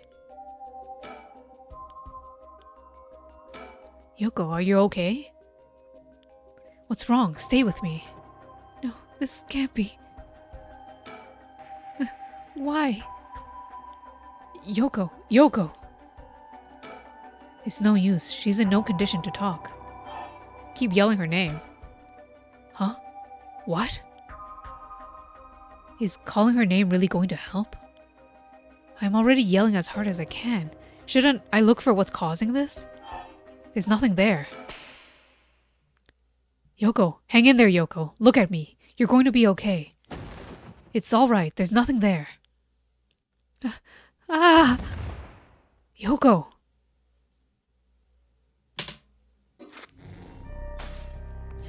Oh! This is new. This is new. It's part 3 with a little dash thing. A little comma. Shogo cries Yoko's name in a desperate attempt to wake her as she lies, unmoving on the ground. Will his pleas get through to her? Interesting. Shogo Okuie, 1 a.m. Kinshibori Park.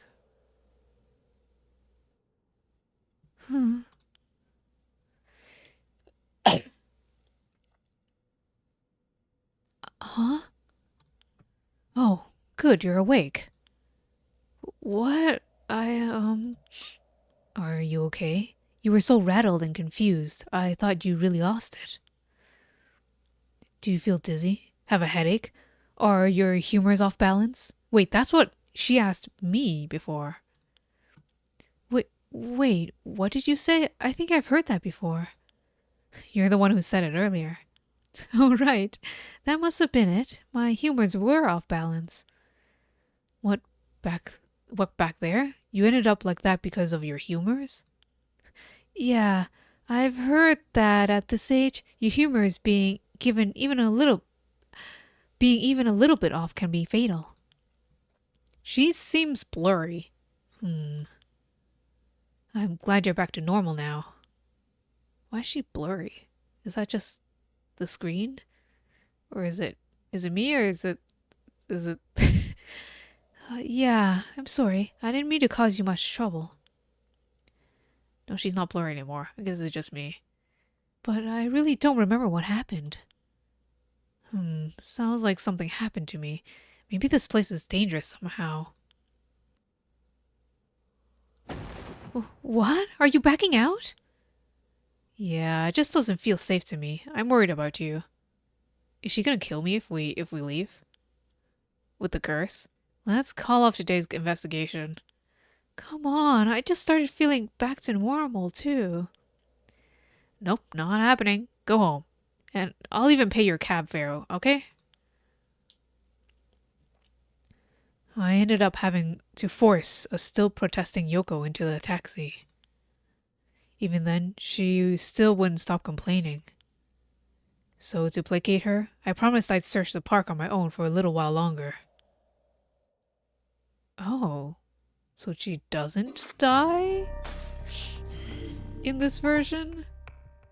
And it's daytime now. Part 4.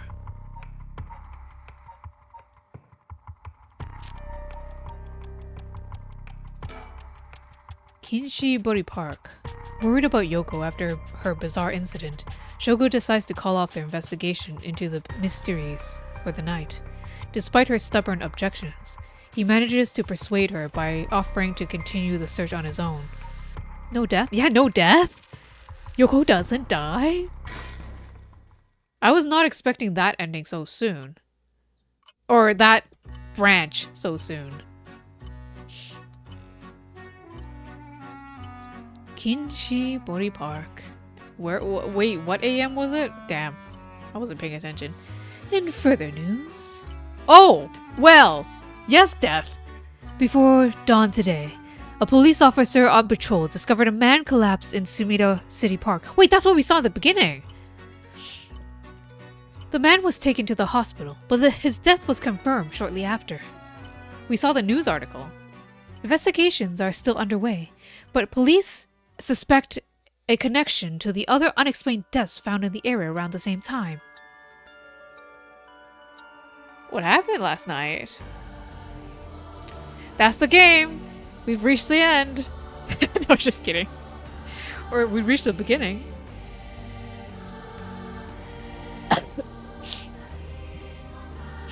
That was just the prologue. What the fuck? That was literally a 4-hour prologue.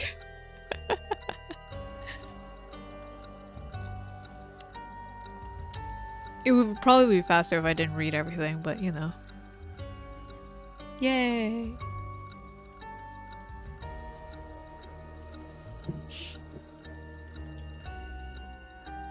Look at those beautiful backgrounds. Look at that Square Enix budget. Prologue, yeah! Well done in your efforts thus far. This brings Shogo Okie's story to a close. Hey, wait a second. Ah, but this is not the end. Far from it. In fact, this is where the story finally begins. But he's on the front of the game art. He has to be the main character. What do you mean his story ends? The routes of the 3 protagonists have now been unlocked. 3? Harue Shima, a woman who lost her son when he was kidnapped and murdered. Tetsuo Tsutsumi, the chief inspector of the 1st Investigative Division, who's looking into the death of an officer in the line of duty. Yako Sakazaki, a high school girl who wants to bring her friend back from the dead, a girl who died in a suspicious suicide. I didn't expect these to be the protagonists. Each of them is burdened with circumstances that leave them no choice but to seek the right of resurrection. Also, I love the songs. It is once again way too loud.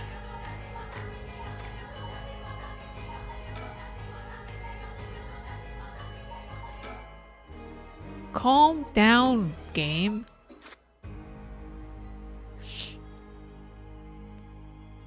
So secret right of resurrection. Following these 3 storylines will reveal the full nature of all that is occurring. With that, please enjoy the continuation of this tale. Alright. Oh dear, I want to know more about Cowboy Man. Or Michael Jackson.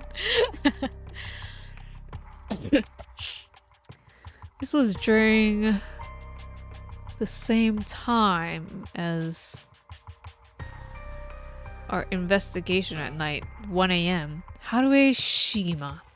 When the son of Harue Shigima was kidnapped, a botched investigation by the police resulted in the child's murder.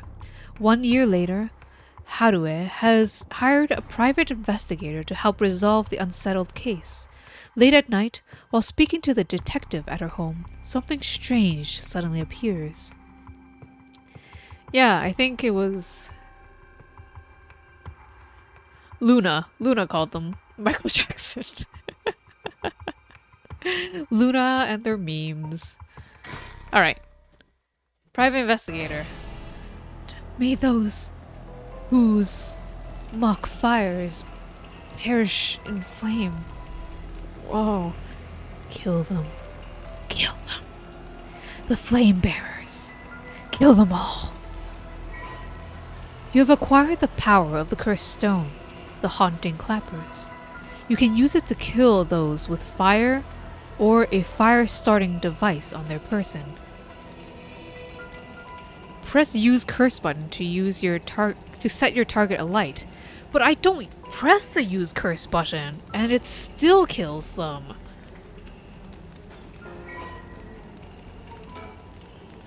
Haunting clappers.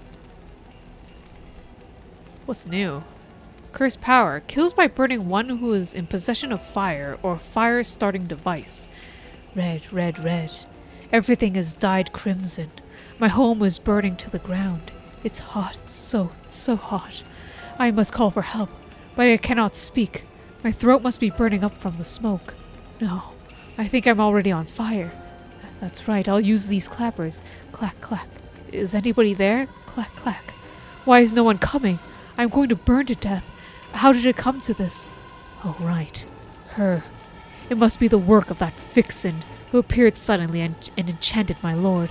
That witch! Those hauntingly cold eyes had my lord dancing in the palm of her hand. Perhaps I was also taken in by her. How many innocent people did I lure in under orders? This must be karma. The sound of a heavy bell. It feels like my head will split open. All right. The evening bell. That must be why nobody can hear the sound of my clappers. I've got to do it louder. Clack, clack. A murderous impulse seeps into my soul, like thick black tar.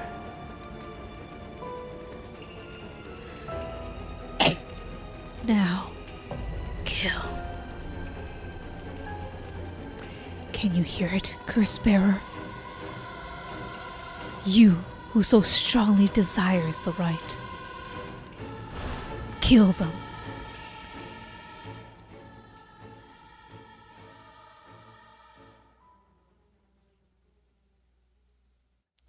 Harue Shigima, 12 a.m. I knew there were other protagonists since they were saying their name.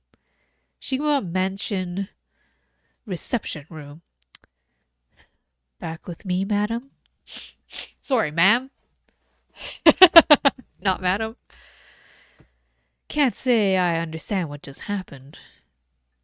But it certainly seems to have put you in a good mood. This might be the first time I've ever seen you really smile. Sweet dreams. Harue Shigima, housewife.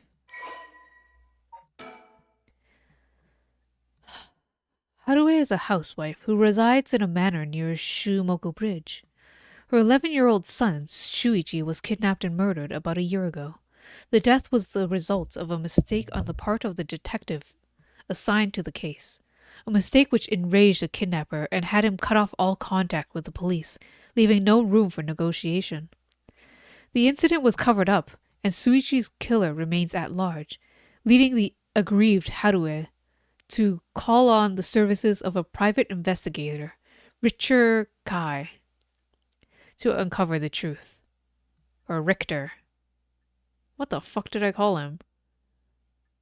Is it Richter or Richter? Now I'm not sure. I call him Richter before. Wait, I can look this up.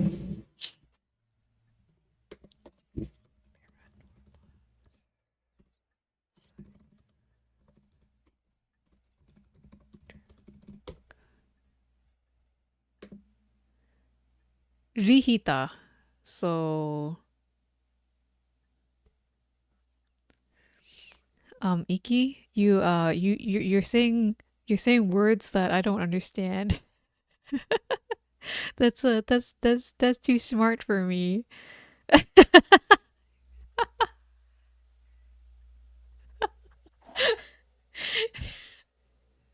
Richter. All right, I got you. Okay, I got you. Thank you. Thank you. Richter Kai to uncover the truth. The Shigima family. Oh, this is a long one.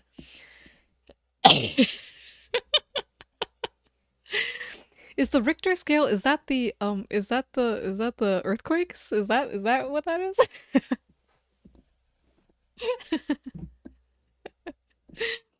Too big brain. The Shigima family came from a line of samurai who built their residence in Honjo during the Edo period. They assumed important positions in the police force following the Meiji Revolution. Yes, that's right. Yeah, I got it. You did it. I know trivia. Thereby protecting their family's elevated status. Even today, many in the Shigema line work as police bureaucrats and senior police officers. Harue's father sits in the upper echelons of the National Police Agency, and her husband, adopted into the Shigema clan through an arranged marriage, is also a highly respected agency official. Damn. So they were in the police and their own police force fucked up and got her son killed? Is this what's happening? However, as her family prioritizes work above all else, it wasn't long before Harue's marriage grew cold. Oh. Though she wants for nothing, she is isolated from her neighbors and withdrawn from society. Seeing her son grow into a young man gave Harue a purpose in life, but it was cut short by the kidnapping incident. Following the incident, Harue spent many days in deep depression, breaking into sudden fits of shouting and wandering around in the middle of the night. Her cheerful, loving disposition faded away, and she took to making snide remarks at her husband, which only further soured their relationship. A few months ago, Harue's husband was transferred to another area for work, and now rarely returns home. Does he have another family?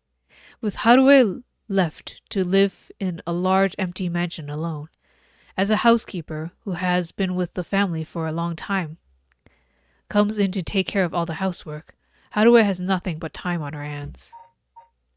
Do we know about Richter Kai now? No.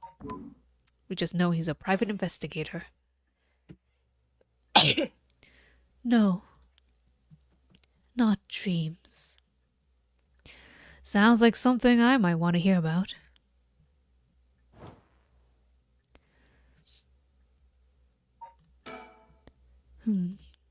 My heart is still racing. This is it. My chance. At long last.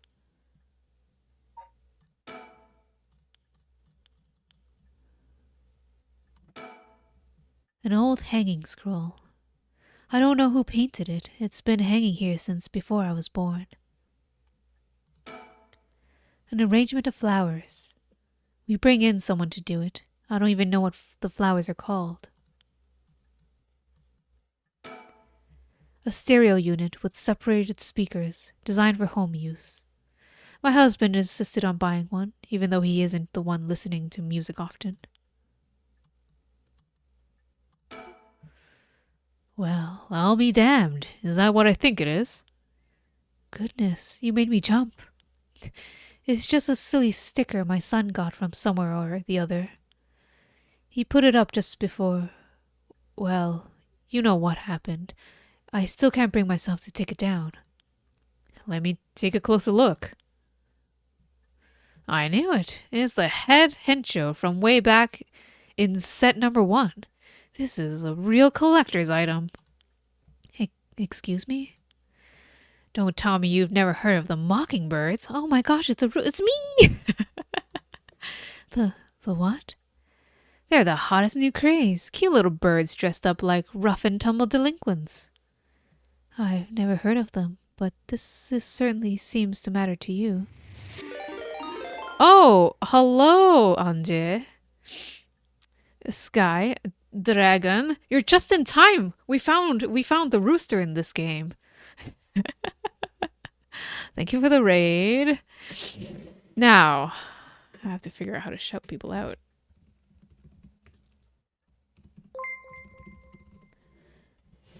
That's right. Oh, hello. Thank you. Thank you. Oh dear. Gifted sub just for a great or awesome dragon. Did you finish drawing all your draws? Your emotes? That's when I last tuned in, that's what you were doing. You finished your video game? What was it? I have no intro. I'm the rooster of the Zodiac. I'm just here for horror visual novels right now.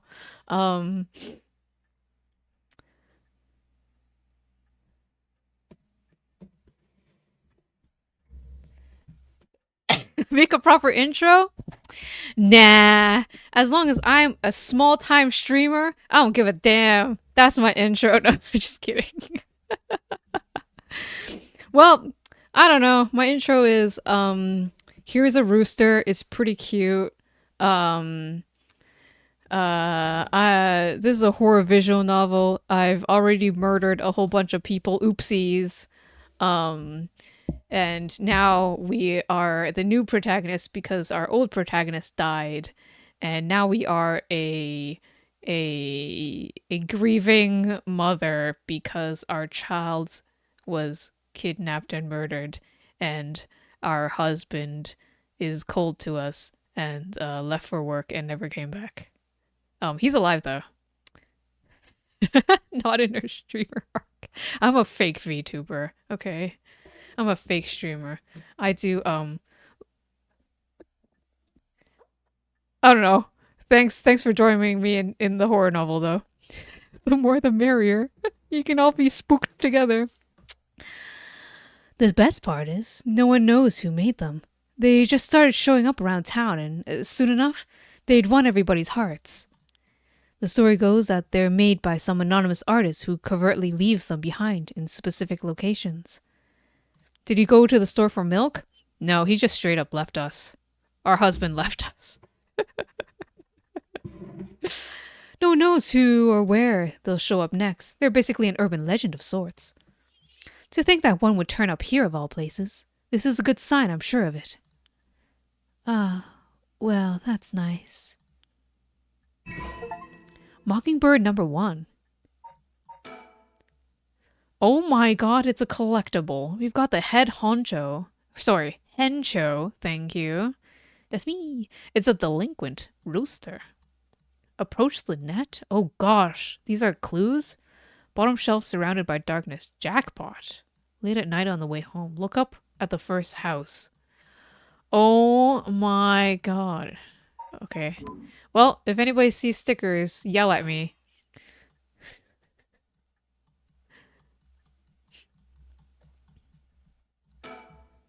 A color television. Father bought one as soon as it hit the market. He likes to have the latest gadgets. That's right, we're in a timeline where televisions are new, color TVs. Unlike the latest models, there's no remote control. We've had it for a long time. Back when it was new, we all gathered round it to marvel at it as a family. But with father and my husband being away so often, it quickly fell into disuse.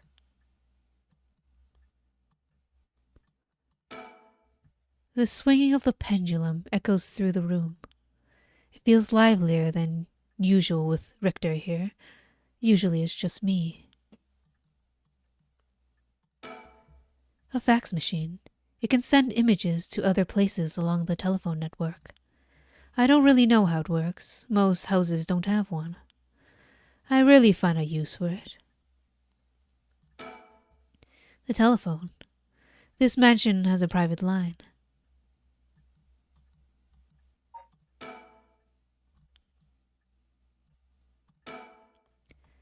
A private investigator I hired. A friend told me about him. They said he's not very well known, but he's good at what he does. When I first visited his office in Ota City and saw how he dressed, I could hardly believe he was a detective. But after talking to him for a while, I changed my mind. He says some strange things at times, but he seems like the reliable sort. An eccentric man that Shogo Okiie ran into in Honji Bridge. Oh, Shogo Okiie that died in our last thing. In the last timeline.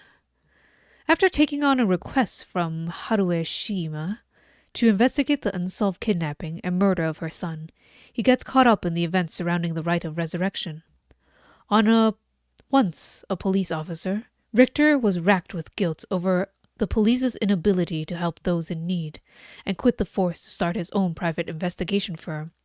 However, his soft-hearted nature leads him to take on too many cases, and has put his office in dire financial straits. How he is still in business is a mystery.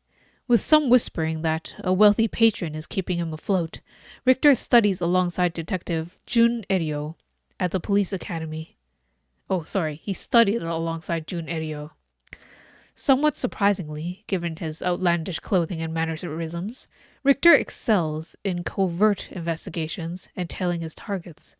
He proudly refers to himself as an investigator extraordinaire, though that only ever succeeds in impressing himself.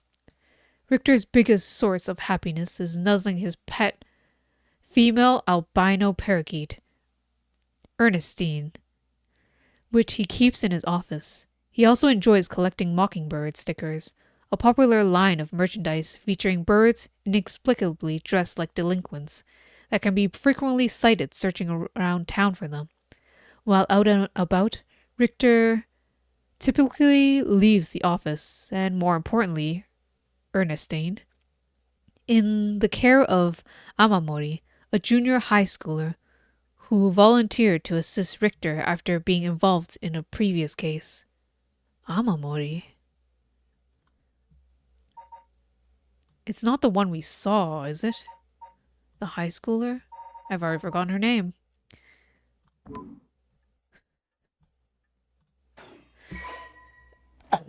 Very well dressed. Oh dear, so much to read. I mean, it is a visual novel. Azure Heron Agency. Richter Kai's private investigation firm in Kamata Ota City. Originally, Kai thought to give it a simple name like Kai's Detective Agency, but upon hearing that people are more likely to pick names listed at the front of the phone book alphabetically, he decided to pick a name starting with an A. That's very smart. Thus, the Azure Heron Agency was established. However, it is questionable whether the heron, a bird of somewhat ominous significance, is an effective symbol for attracting customers. Even his own assistant has referred to the name as confusing at best. After all, rather than an azure heron, Richter keeps a white parrot as a pet, and dressed not in blue, but mostly in white. If there was a symbolic connection to be made here, it has surely been lost on all but Richter himself. A private investigator, also known as a private eye, is a detective who operates their own agency. Although there are no formal qualifications necessary to become a private investigator, many are retired police agents or detectives due to the similarities between the work involved. At a glance, private investigation firms and inquiry offices might look similar, but they carry out different types of investigations. Inquiry offices specialize in conducting credit checks on businesses, while private investigators are generally involved in tailing persons of interest and gaining information serendipitously. That's not how you say that word, but whatever.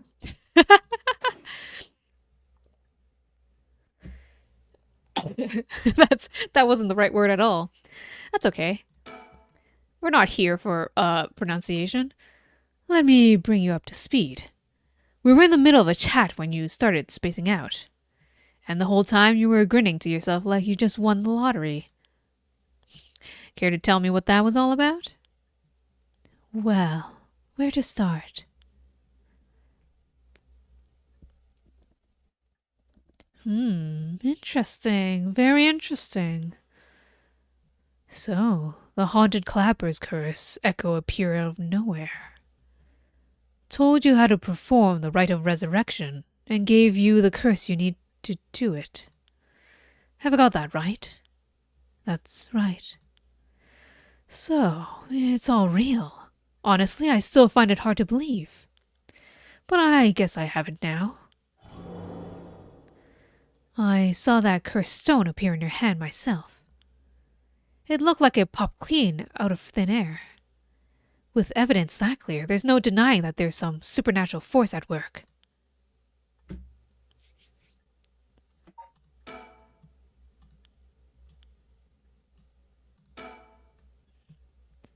I don't think you quite understand. Oh? This isn't about evidence, and it isn't about belief. It's more than that. I know it's real. The moment the curse appeared, I knew everything before it even said a word. It was already there in my head, clear as day. You just knew, huh? It was etched into my soul, along with the cursed echoes of resentful memories. So I can feel it, what it was like. Dying like it did, hundreds of years ago, wreathed in flame, writhing in pain as my flesh blackens and my blood boils. I can feel it. All the agony, all the rage. It fills me with bloodlust. I think I need to kill someone. Anyone will do, just as long as they're carrying fire. I see. That could be a problem. You think so? From what I know of you? I was sure you'd see it as an opportunity. The stronger the desire to resurrect someone, the stronger the urge to kill. So that's how it seems to me anyway. Good grief, talk about a spanner in the works. I say we take a stock for a moment, remind ourselves where we've come from and where we're going. That might be a good idea.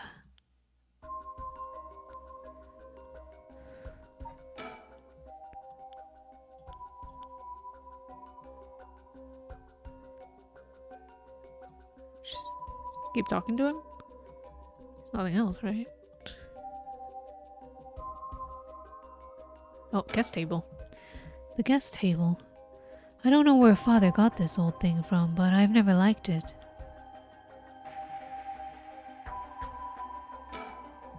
The lights. The chandelier is the only thing in here that's my choice. It's my favorite part of the room. It's weird we have so much stuff to click.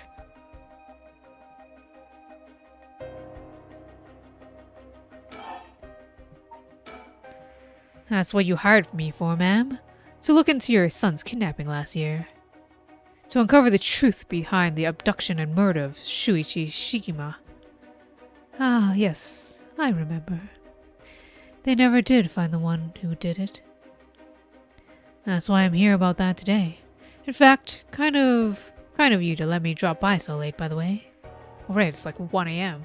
Sorry, 12. Midnight. I've been turning over every last stone, and I've come up with a grand total of 1 lead. So you said. As far as the police are concerned, it's a cold case, but I've managed to make it some headway. I remember. You were just about to tell me.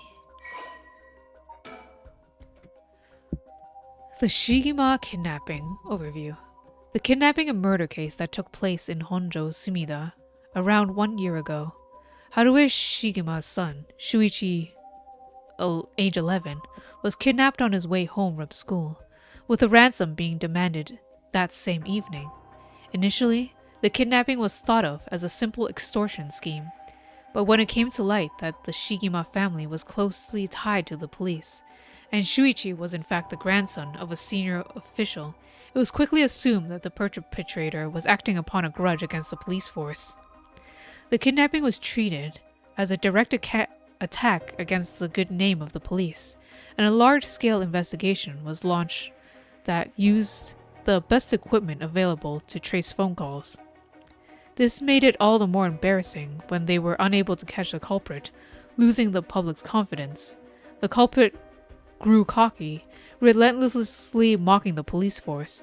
After 3 days of failure after failure, Haruo reached a breaking point. Spurred by concern for her son, she resolved to hand over the ransom money as fast as possible.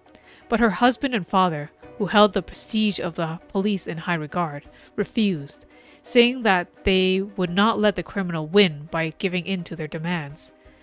The increasingly frantic detective assigned to the case lost his temper when the criminal called to give an ultimatum, causing the culprit to never make contact again.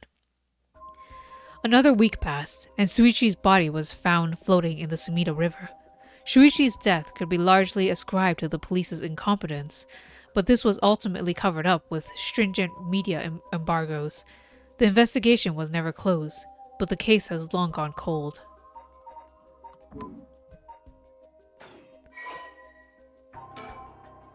Shuichi Shigima. The only son of Haruo Shigima, He was kidnapped and murdered 1 year ago. His body was discovered floating in the Sumida River. Shuichi was conscientious, brave young boy who was determined to protect his mother, Harue, amid his father's frequent absences. He dreamed of becoming a police officer and displayed diligence and an impressive sense of responsibility from a young age.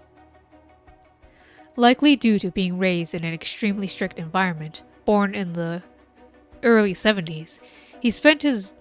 Oh, that was not the same sentence. Born in the early 70s, he spent his days immersed in various activities and studies, including playing piano, learning the abacus, taking English classes or lessons, and training in kendo. Shuichi's tendency to put other people's needs over his own meant he died without ever telling his classmates how much he longed for them all to go out on a hunt for mockingbird stickers.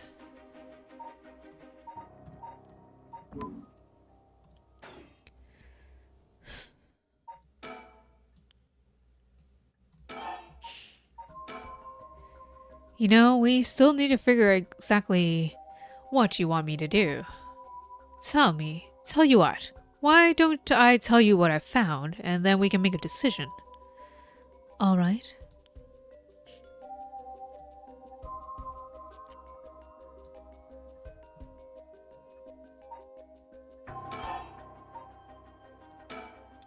You know, we still need to figure out what exactly you want me to do. Oh.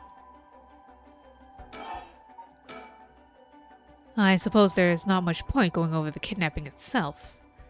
No, I'm very familiar. Then I'll leave that for the files. To cover and just confirm a few things about the case. The police traced the culprit's calls back to, let's see here, Northern Okyo River, here in Sumida City. That's quite a wide area. That's right.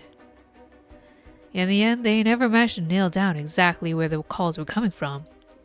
But it was almost certainly the same location that Shuichi was being held captive, since Shuichi's voice could be heard during the killer's calls. Northern Okyo River is quite a distance from Shuichi's normal school commute.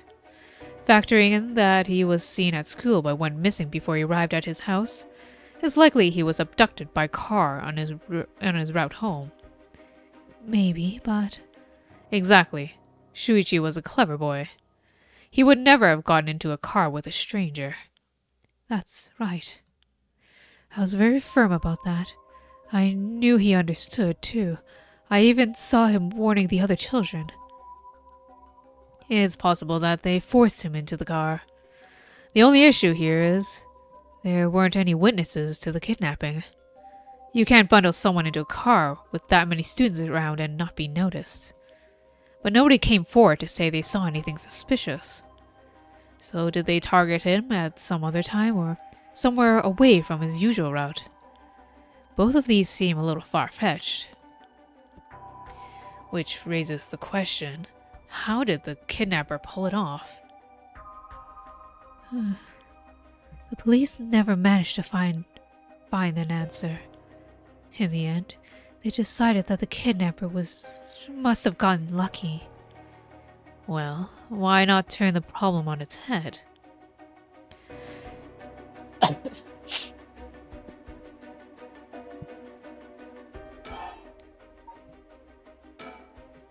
The kidnapper managed to convince Shuichi to get into the car, but how?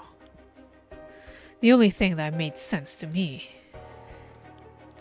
is if they were somebody that he would have reason to trust. A teacher, perhaps, or a relative, or somebody else that he knew. But all of the adults Shuichi knew had alibis. The police checked them all thoroughly. They did, huh? No one throws numbers at the problems. No one throws numbers at a problem like the cops. But what if it wasn't someone he knew? Or rather, what if the culprit disguised themselves as a police officer? Huh? That would explain why he didn't find them suspicious. The Shigima family has close ties with the police after all. He would have had a reason to trust them. You might be right. But surely they couldn't have... Well, there's the problem with that theory. You'd be surprised how much police officers stand out. That's sort of the point, after all. They're meant to be visible deterrent against crime.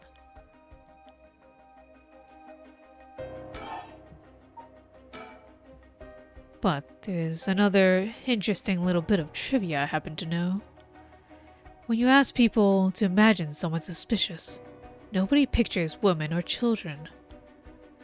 Oh, even kids who have been warned about stranger danger often subconsciously expect that danger to look like an adult man. Besides, Shuichi was the sort of boy who wanted to be a police officer when he grew up. He must have had a very strong sense of right and wrong. That's right. Wait, surely you can't mean... Now you're getting it. If, say, a young woman approached Shuichi asking for help, what would he have done? If someone like that said they were lost and asked him for directions, would he have gotten into a car? He might have. My husband always told him that a man had a duty to watch out for women and children. You could certainly argue that kind of attitude is outdated nowadays. But if Shuichi believed it, then we might have something here. Then, you think the culprit was a young woman? But it was a man's voice on the phone. She might have been an accomplice, or maybe she didn't even realize she was being used. If anything, that would explain why she hasn't come forward. She herself might not realize she had anything to do with the case.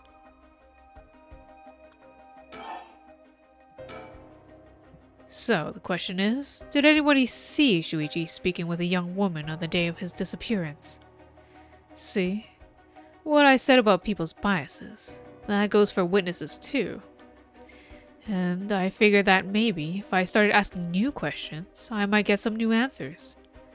So I spent a day asking around Shuichi's school route, seeing if anybody had seen something. And one man thought he had. Do you mean he saw it happen? Well, I can't say for sure yet. It turned out he wanted something from me, so he asked if we could talk in private.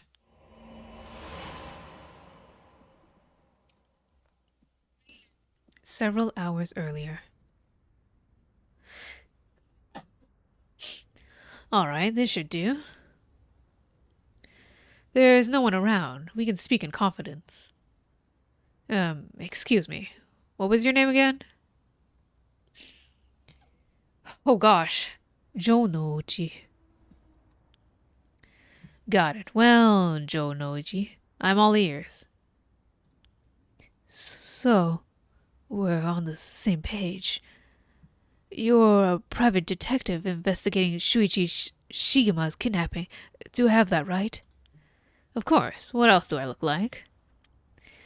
How should I know what a private detective looks like? Oh, forget it. Look, I'll tell you straight. My life is in danger. I need your help. Huh? You'll excuse me if you caught me a little off guard.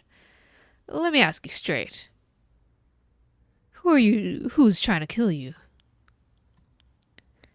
A student called Michio Shiraishi. Interesting. A schoolgirl, huh? Sounds like you've been naughty. It's nothing like that. That girl, she's a murderer. I'm not the only one who knows, but I saw what she did. Michio Shiraishi. I saw her kidnap Shuichi Shigima.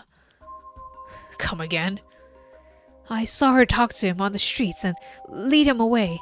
I didn't think much of it at that time, but then he went missing. She murdered him, I'm sure of it, or at least she's got something to do with it. That's what you're here for, isn't it? Then you can't let her get to me. If that's true, you've been sitting on some valuable information. Why did you tell anybody? Well, you see, if you can't explain that, I don't have any reason to believe you. I couldn't. She told me she'd kill me if I spoke a word. You're telling me a schoolgirl had you scared for your life? So, He's been sitting on that all this time, and you think she's coming for you now that you spill the beans. Yes, that's it. That exactly. I'm begging you, don't let her get to me. Arrest her, I'm telling you, she's a demon. Well, you seem to believe what you're saying, but it just doesn't add up. How could a schoolgirl have a fully grown man so terrified? You don't know what she can do. She'll curse me. Curse you? I'm sorry, but you're losing me here. I fucking love these expressions that they're giving me. They're so funny. That Square Enix budget for all these expressions. It's true. Her house, it's... forget it. Why did I even bother? You'd seem dubious enough to believe me, but I should have known that you'd never understand. Enough. I'll find someone else to help me. Hey. And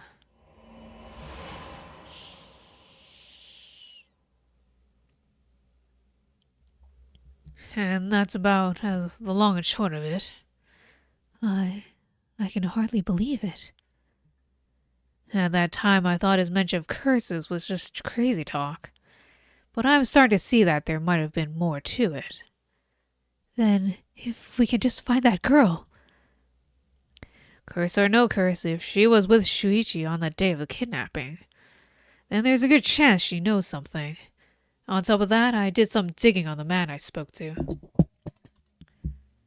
His full name is Kohei Junouchi.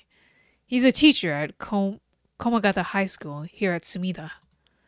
A teacher? Then this schoolgirl is one of his students? I think that's very likely.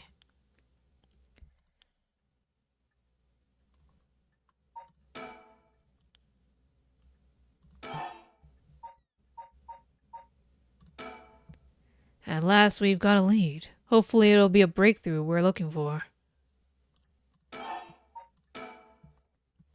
The Rite of Resurrection, huh? I read about that in the Occult magazine the other day. Apparently some old book showed up recently with all the gory details. And they say the rite can be found somewhere in Honjo. I remember the first time you told me about that. It felt like my prayers had been heard. Like I had hope. Real hope for the first time. Ever since that awful day, I've wondered. What if I hadn't sent him to school? What if I just paid the ransom? Not a day goes by when I don't think if I'd done something differently, Shuichi would still be alive.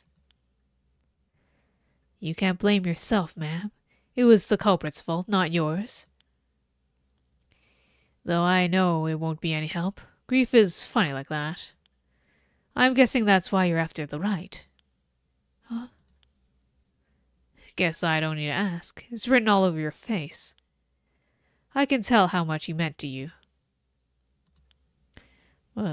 But, and this is a big but. A huge but. If the right is a real deal, using it would mean killing someone and stealing their soul. Is that a problem? If it comes to that, I'm afraid I'll have to stop you. Oh, that's a shame. A shame, huh? That's all? I thought if I'm going to be competing with other curse bearers, then your detective skill might come in useful. You realize you're talking about ending someone's life, right? Don't you see any issue with that? I think any parent in my position would be happily killed for a chance like this.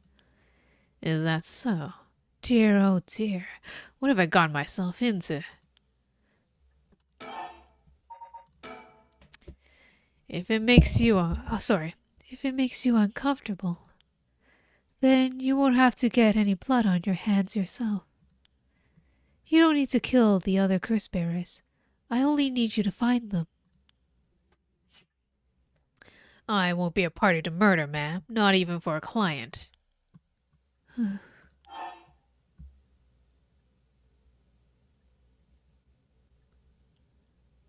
Ooh. That's a shame. I see. I didn't realize you were so stubborn. Let me say, though, it's not like I don't get what you're going through. As long as you're not killing anyone with your own hands, maybe I can help you out. What do you have in mind? Well, how about stealing someone else's cursed stone after they filled it with soldier eggs? Huh? If that was all you were after, then I could lend you my services guilt-free. If the other curse bearers want to kill each other, that's their business. I'm not trying to be a hero here. But I guess there's no guarantee a stolen cursed stone will work, but we can worry about that later. Well then, I suppose we have a deal. Although, what if I stole a cursed stone using my curse? Would you disapprove? That would void our contract, ma'am. Just warning you now. Bye.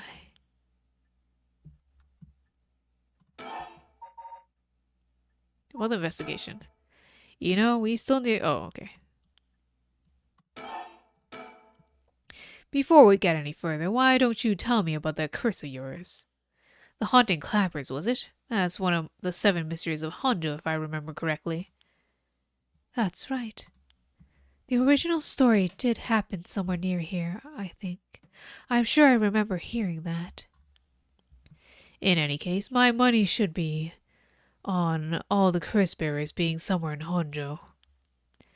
Our first move should be to narrow them down.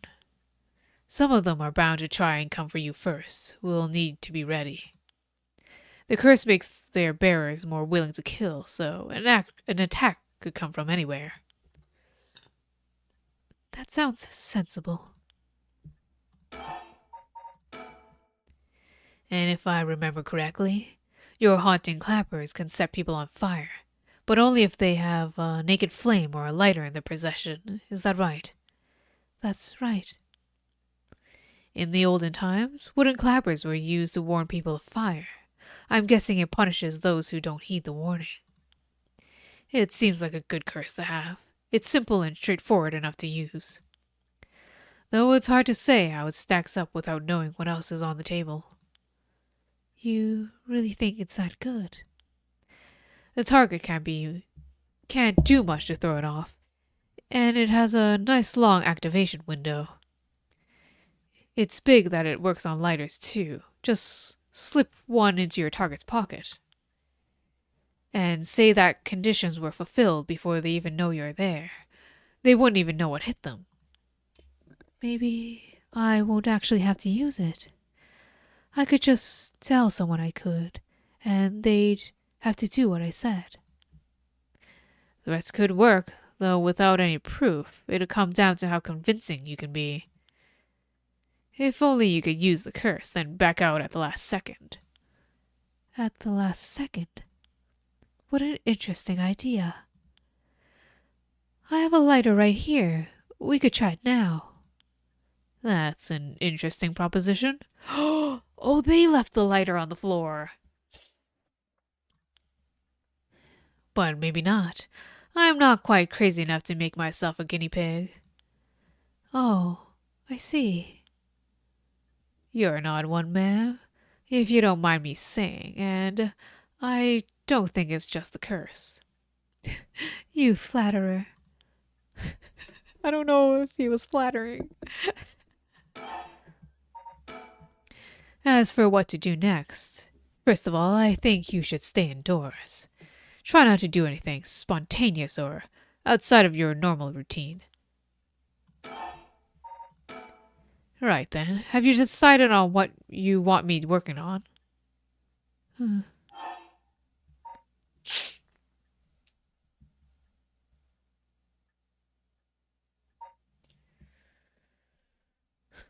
Help me with the right. Bringing my son back is more important. I want you to help me with the rite of resurrection. Roger that. Right it is. Odds are good that the other curse bearers are also working by night. Anyone they kill under the cover of darkness won't be discovered until sunrise. I bet they'll try to do as much as they can before morning comes. So, it's settled then. I'll look into the other curse bearers by night. And once the city wakes up, I can start asking questions. I'll investigate the kidnapping as well. I'll even try and find Miss Shiraishi as part of the bargain. Thank you. That's more than enough.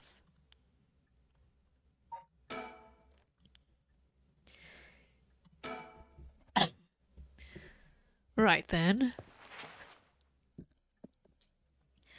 I should get to work. There's only so much time before sunrise.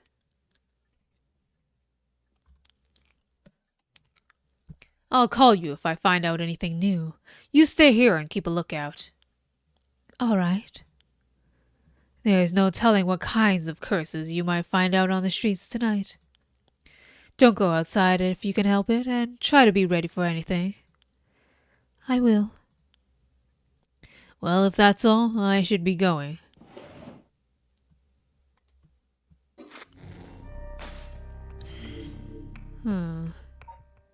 A nice thought.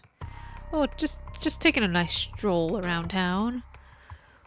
The summer of previous events. Despite having obtained the curse of haunting clappers, Haruo Shigema is determined to use the rite of resurrection by stealing the remaining cursed stones. She instructs her private investigator, Richter, to find the other curse bearers.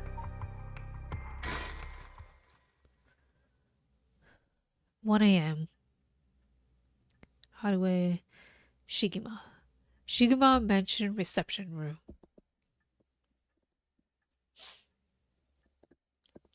It's almost been an hour since Richter left, and I was just sitting here. He promised me he'd call me if anything happened.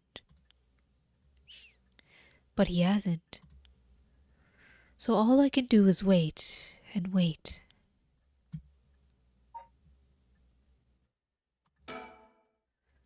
The flowers put me at ease, just a little. Oh my gosh, I can click everything again.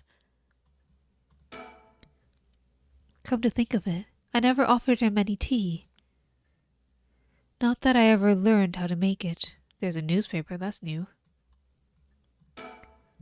My husband used to complain that it was too dark, but I rather like the gloom. That old hanging scroll. I've seen it too often to feel anything from it now. I'm waiting for Richter to contact me, but he hasn't. It's a fax machine. I rarely find a use for it. I don't know anybody else who owns one. Should I put a record on? No, it's too late for that. I'm not in the mood for music anyway.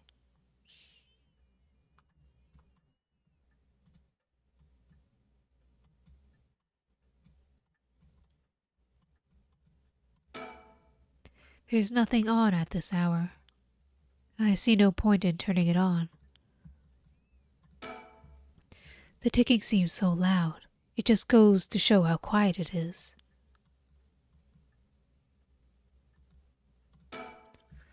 What's this? A newspaper? It must have fallen off the chair. It's a newspaper. I only leave them in here for guests. I hardly ever read them myself. I don't think I've taken the time to go over one in years, in fact.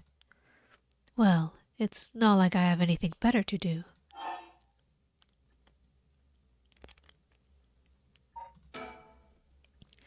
It looks like the city's biggest problem right now is pollution. I remember how the air and water used to be even more polluted.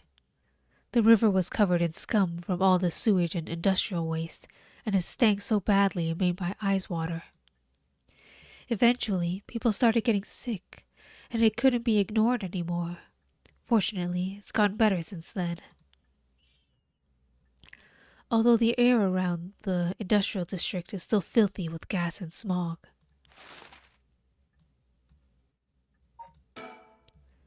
I know it's dangerous to go out, but I can't just sit here and let this opportunity pass me by. I have to look for her, or Michio Shiraishi. But first, I need to find more soldier eggs.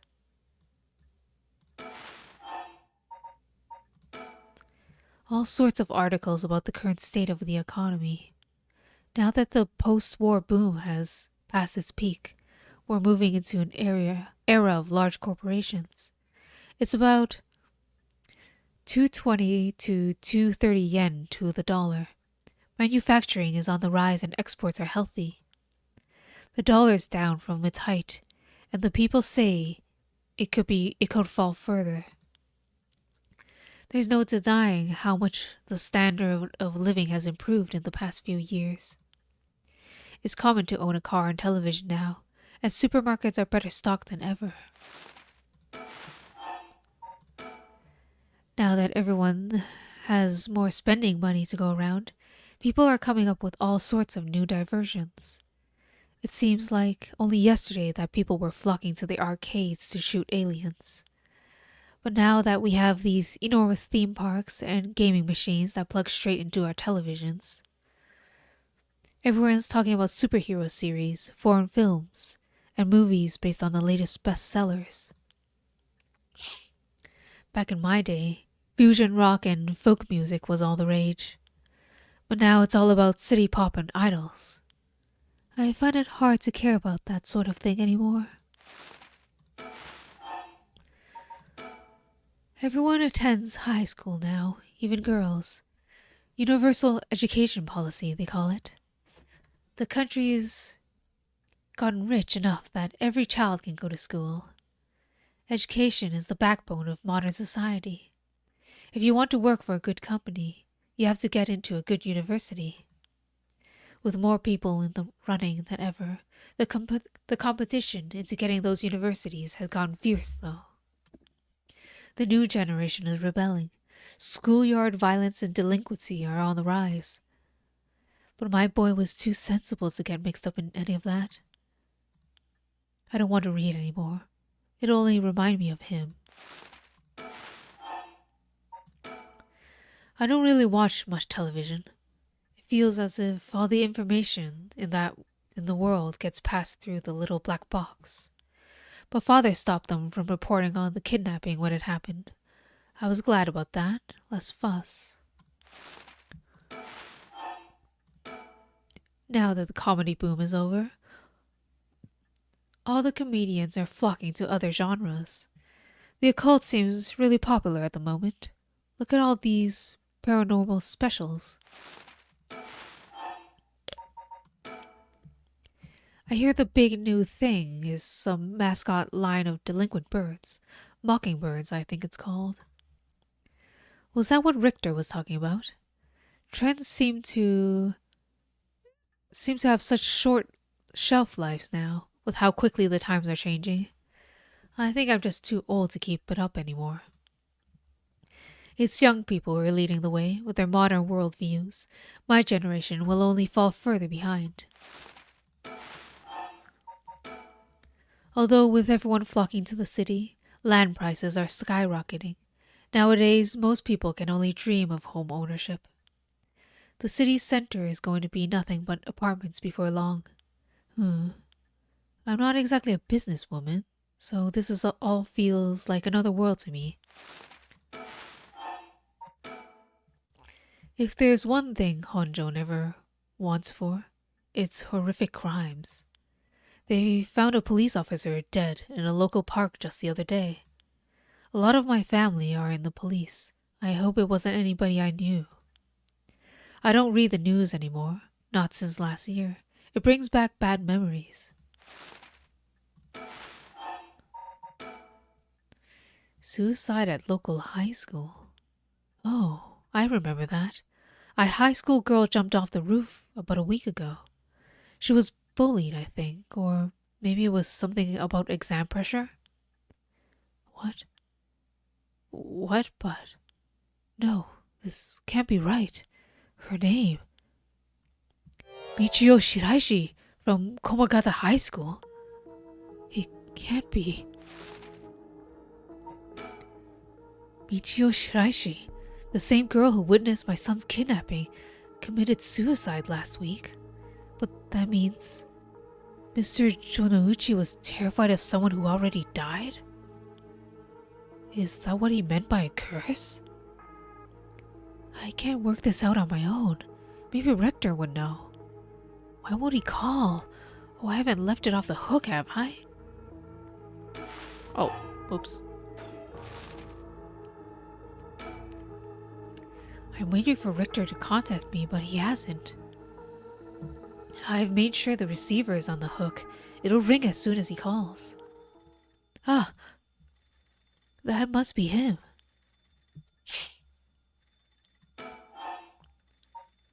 What if I just do nothing? No, I'll answer. I'll be a good gamer. I'll answer the call. Hello? Shikima residence.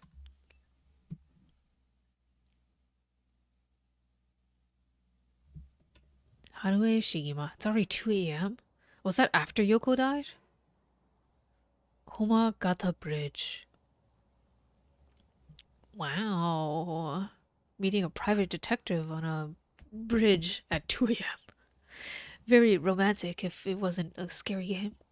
Richter called me out to meet him, and we came here at Komagata Bridge. Richter, there's something I need to tell you. Funny, I was thinking the same thing. The Sumida River. The water is filthy and horrid, but at night, when it's still, it looks almost peaceful. Can I ask you something, ma'am? Is the Sumida River what you Honjo folks pictured when you think of home? I couldn't say. All I can tell you is that I can hardly stand the sight of it. Right, should have guessed.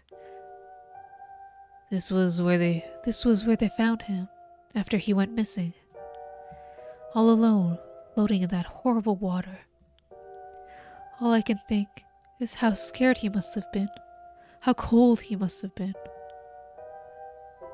What did he ever do to deserve something so awful?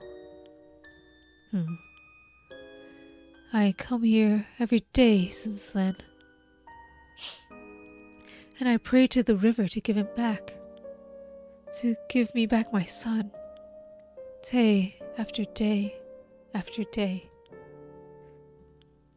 You know, in olden times, people believe rivers marked where our world met the next. Huh? So the act of crossing flowing water had a huge amount of spiritual significance.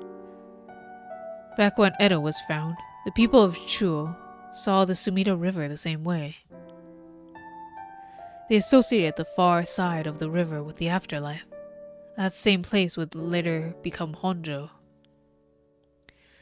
All their fear and revulsion accumulated there and took root. But then, the Ryogoku Bridge sprang up after the Great Fire of Meideki, and just like that, Honjo was a part of the city too. And as it turned from farmland into town, the people surrounding it surrounded it with man-made rivers and crisscrossed it with canals and waterways. Weren't those to prevent flooding? That's what I was told. They were, but that's not all they were there for. Their other purpose was to contain all the corruption that had built up on the far shore. To stop it from leaking through to our side of the Great Divide. Officially, they were a physical barrier, but unofficially, they were a spiritual one too. So, if I have this right, are you saying that Honjo is a place where the real world meets the afterlife? Exactly. That's why the rite of resurrection is here, rather than anywhere else. I'm sure of it. And it's probably why the 7 mysteries and their curses have survived to the modern day. And I guess that would make this spot we're staying on, right here, right over the river. The border between life and death. If there ever was a place where bringing back the dead might be possible, I reckon it's here. It's funny that you mentioned praying to the river. That might have done more than you think. Is that supposed to make me feel better? Just thinking aloud, ma'am. Well, it's a nice thought. Sumida River, a Class A river that's part of the Arakawa River system, which runs through much of eastern Tokyo and empties into the Tokyo Bay. During the Edo period, Sumida's riverbanks played a key role in the transportation of lumber used for construction. In addition to its logical importance, it was also the place for the common folk to gather and enjoy activities such as seasonal flower viewing or river bathing, and there exist many woodblock prints depicting such activities. The area became plagued with sewage issues when the surrounding environs were industrialized in post-war period, but the situation has improved since. Many unique bridges span the Sumida River, including Ryogoku and Azumabashi bridges, which attracts a large numbers of visitors as sightseeing spots. Massive fireworks displayed in the summer are also always sure to draw a crowd. The river has served as a cornerstone for both the city and its people. Having both aided in its development and serving as an inspiring backdrop for countless works of art and literature. Oop. Yeah.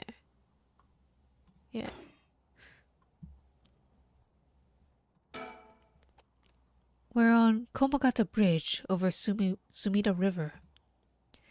There's a highway on one side and a freeway on the other, but they're both deserted this late at night. Komogata Bridge, one of the bridges spanning the Sumida River, completed on 1927 as part of the reconstruction effort following the Great Kanto earthquake. It is notable for both its distinctive blue arches and the cutting edge for the time techniques used in its construction. I didn't read that right. There are many bridges stretching across the Sumida River, each boasting a unique structural form and design.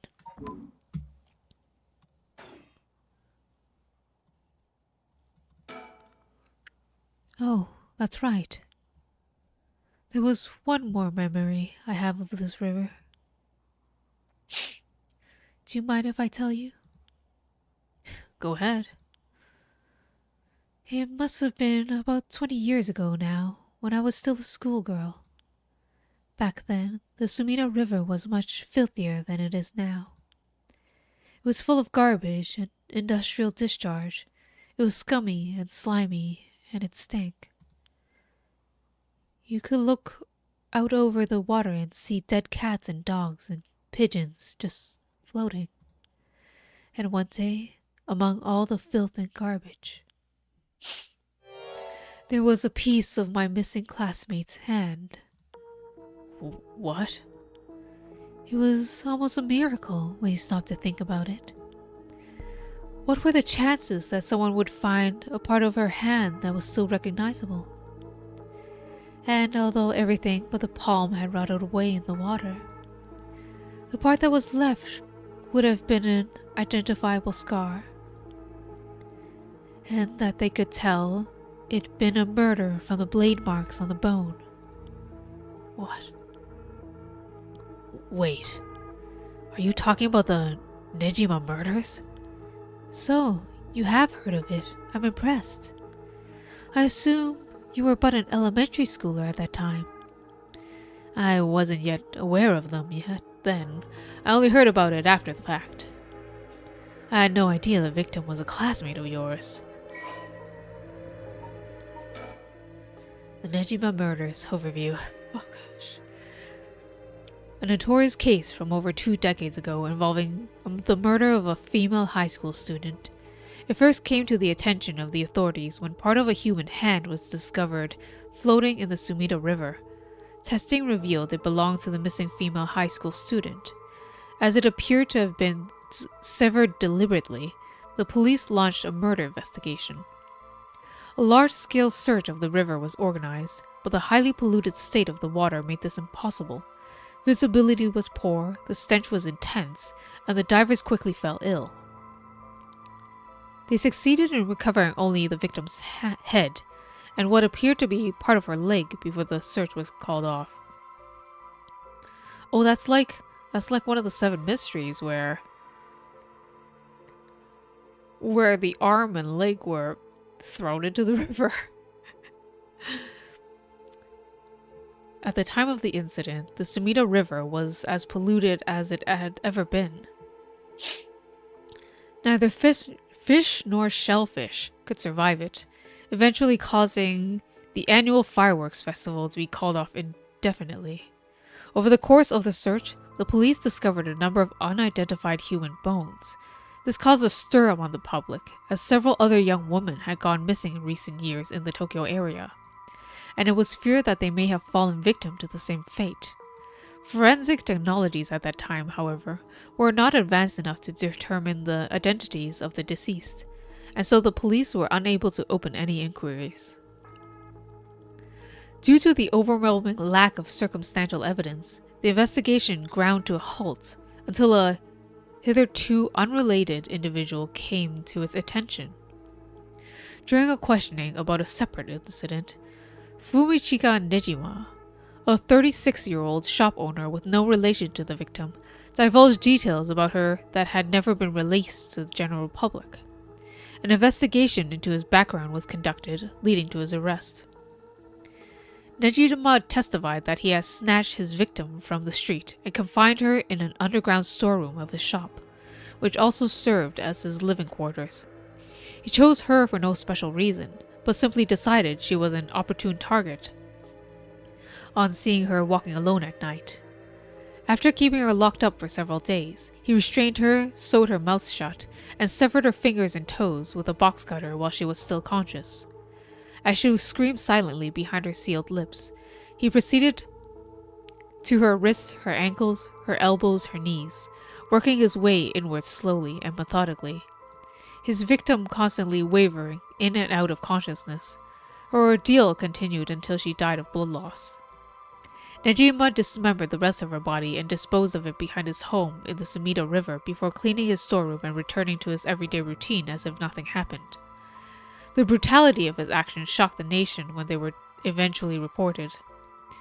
Once apprehended, Nejima readily divulged details of the murder, but was less willing to explain his motive.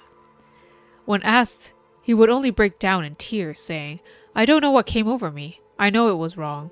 In the end, the police could extract nothing more from him than expressions of remorse. Although the efficiency of his methods were strongly suggested that he had committed similar crimes in the past, no corroborating evidence ever came to light. Nejima was sentenced to life in prison at his first hearing. The sentence was imposed with no appeal from the defendant. Gameplay guide. This is part of the gameplay guide?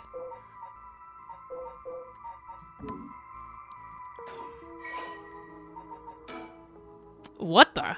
Fumichika Nejima. He's a thumb. The man who made headlines over 2 decades ago as the perpetrator of the brutal killings known as the Nejima murders.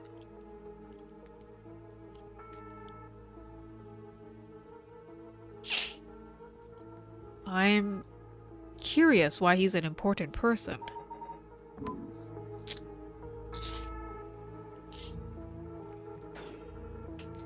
To be honest, it was all a bit of a blur.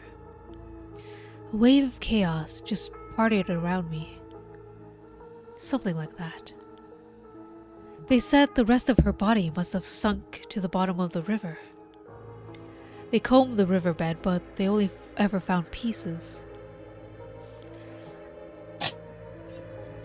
Everything else must have rotted and flowed out to the sea. Afterwards, I heard that all the divers who had been looking for her fell ill. A sorry story for everyone involved, huh? It's funny. Everyone figures the river is filthy already, so one more piece of garbage won't hurt.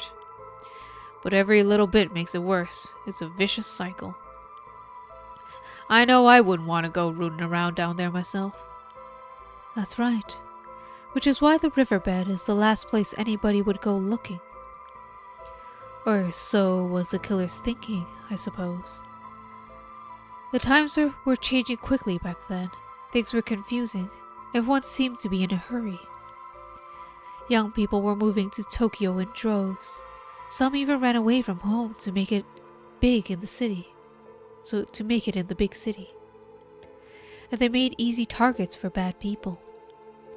A lot of them ended up disappearing without a trace. Huh?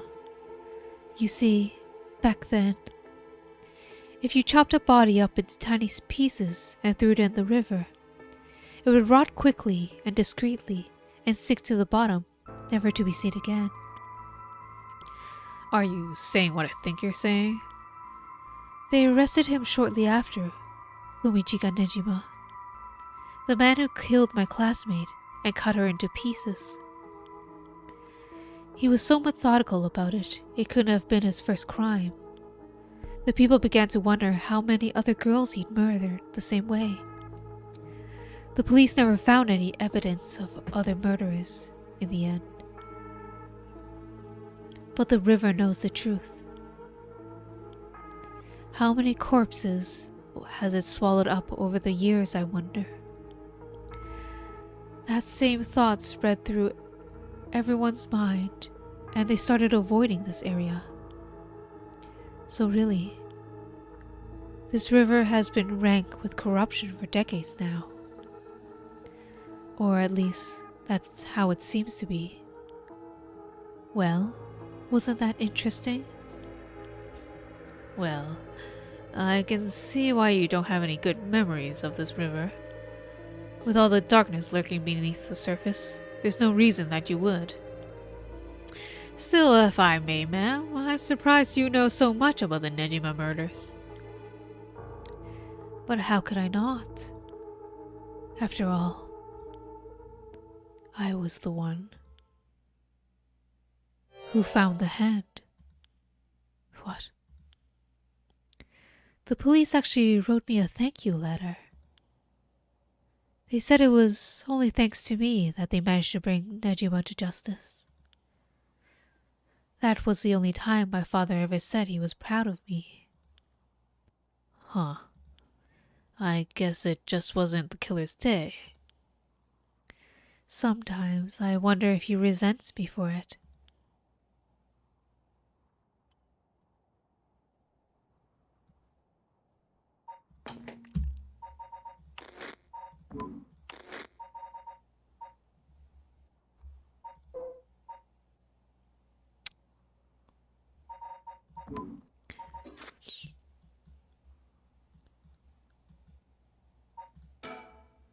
Standing around is the last thing I want to be doing right now. This is my only chance to bring my son back. I can't afford to fritter it away. He's gazing at the river, at the water. What does he see down there, I wonder?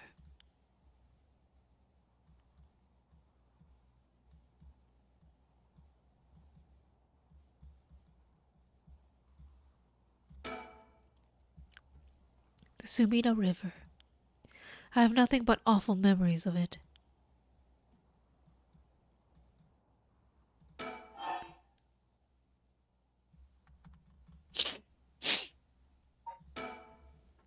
There's something I need to tell you. What's up? Well, that girl, Michio Shiraishi. The one who was with his Shuichi on the day of the kidnapping. That's her. Well, she's dead. She's what? The student who committed suicide last week. That was her. I heard something like that had happened. Never got the name, though. Talk about bad luck. We finally get a lead, only to find it's turning into a literal dead end. Unless her death was the whole reason Junouchi has been so shaken up. He said she was going to curse him. Was he talking about her taking revenge from beyond the grave? It seems we're back to where we started. Not necessarily. That teacher knows something, I'm sure of it. At the very least, I put my money on him having something to do with Miss Shiraishi's death. That's why he's so scared of being cursed by her. I see.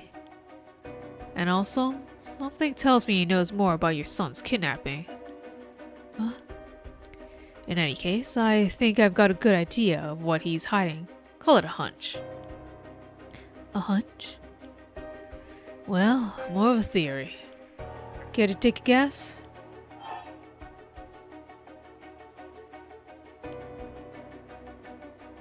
Sure.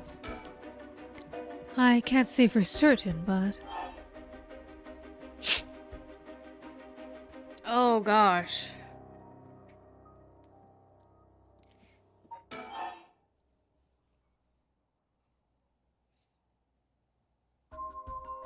Wait.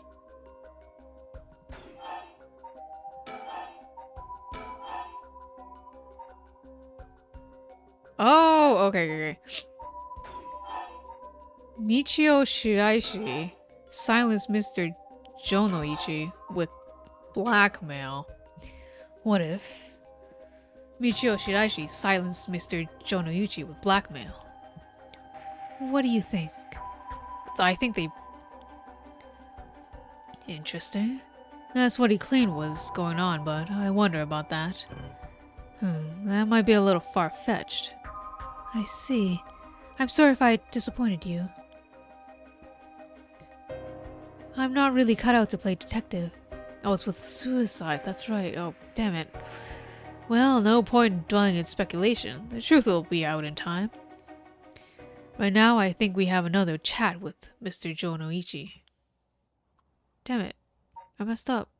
Let me do it again. Let me do over. Please, go ahead. Alright then. I've been poking around the places connected to the Seven Mysteries looking for curse bearers.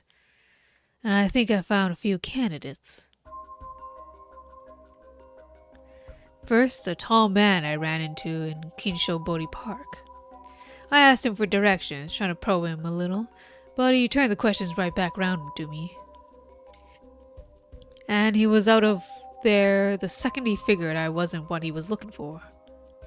I got the sense curses are nothing new to him.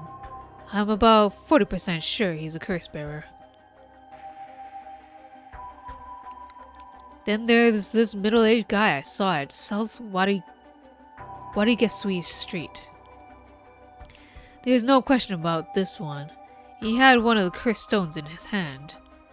He had a nervous air about him, too. It was clear he was up to some shady business. Is this the guy we...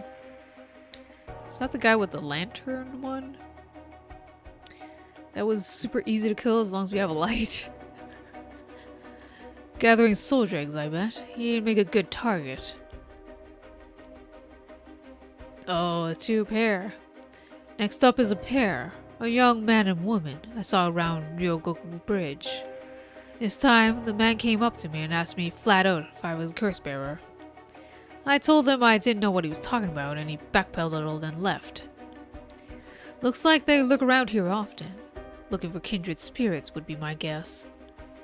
Though it didn't seem like they were quite working as a pair. Gathering soldier eggs in a group might be a decent idea if you could make it work. But with things being how they are, it's going to be hard to find folks one can trust.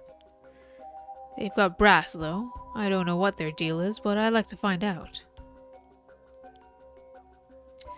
Last is two detectives I've seen sniffing around. The police are involved? Not necessarily. A body turned up in a local park a few days ago, so they might just be looking into that. Still, the park's got ties to one of the Seven Mysteries. Might be it was a curse that did the guy in. And if they're sending in detectives from the head office, something's got to be up. How do you know where they're from? Let's just say that when you're in this business, there are some faces you get to know. Anyways, that's everyone who's caught my eye. You found all of them in so little time? I really did hire the best. It's all in the name, ma'am. Richter Kai P.I. No, wait. Make that Richter Kai investigator extraordinaire. My, an investigator extraordinaire.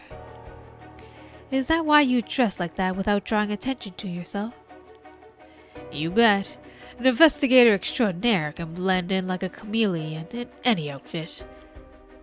Well, that aside, the middle-aged man and the young couple sound the most promising. Am I right?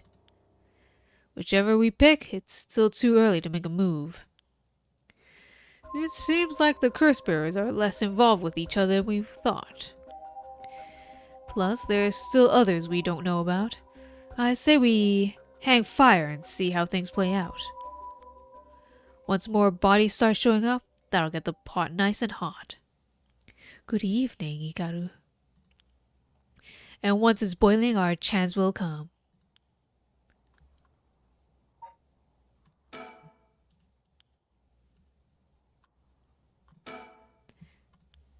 Is something wrong? Not really, it just struck me. It's been 20 years since the Nejima murders. So it has. Not to spook you or anything, but I thought you might be interested in knowing. Huh? Life in prison doesn't always mean life. There is precedent for one-time offenders being allowed out on parole after 20 years. Oh shit, he's out. Only if they're found to show remorse and the desire to reform themselves, of course. That's right. I'm impressed you know so much. Still, it's hard for someone with a criminal record to reintegrate into society. I hear they've been trying to fix that recently, matching inmates with jobs and accommodations. Oh, really? They keep an eye on them, of course, and make them report in for regular checkups. But to avoid discrimination, they keep the inmates' records a secret from everyone but their employers. They even give particularly notorious criminals new identities, so they won't be recognized in the workplace. My, the way you put it, it's like you're saying Fumichika Nejima could be out on parole right now, back in society under a new name, with nobody any the wiser. That's possible. As it happens, a little birdie told me about a big name making parole a few months back. I don't know if it was Nejima, but our discussion just now did bring it to mind. I see. How unsettling. Now that you mention it, I just remembered something too. What was it?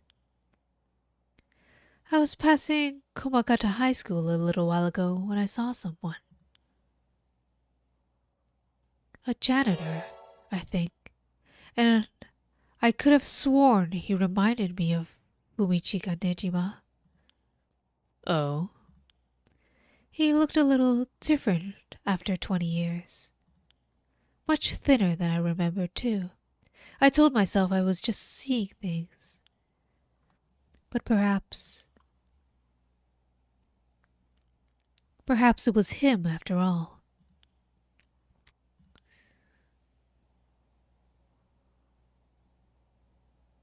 So, what next?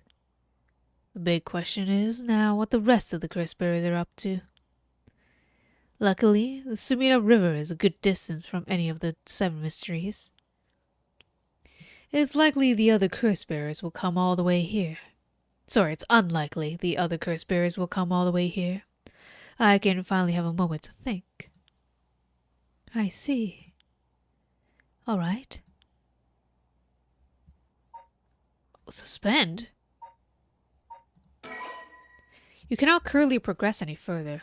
Once your situation has changed, select resume to try again. Pressing suspend will return you to the story chart.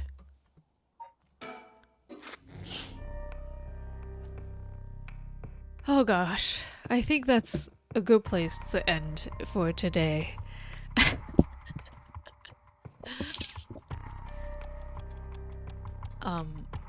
So We can all sleep nicely tonight. Not too scary tonight, honestly. The first bit, the prologue, the Yoko dying bit was the scariest part. What, Shishui? You want me to play until 4 a.m.?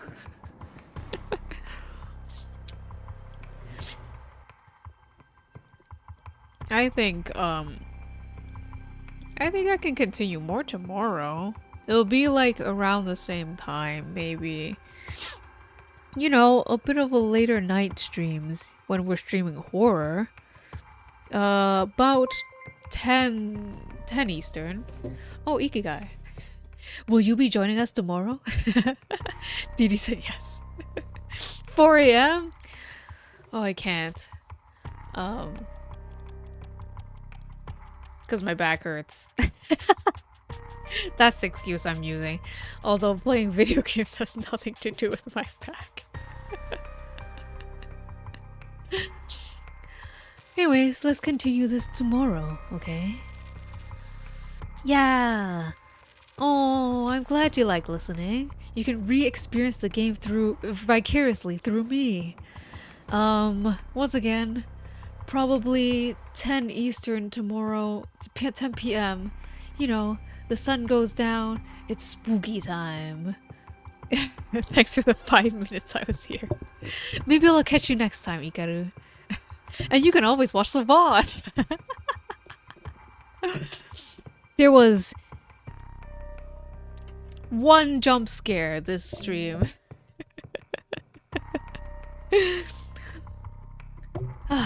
Anyways, good night. Good night, everyone.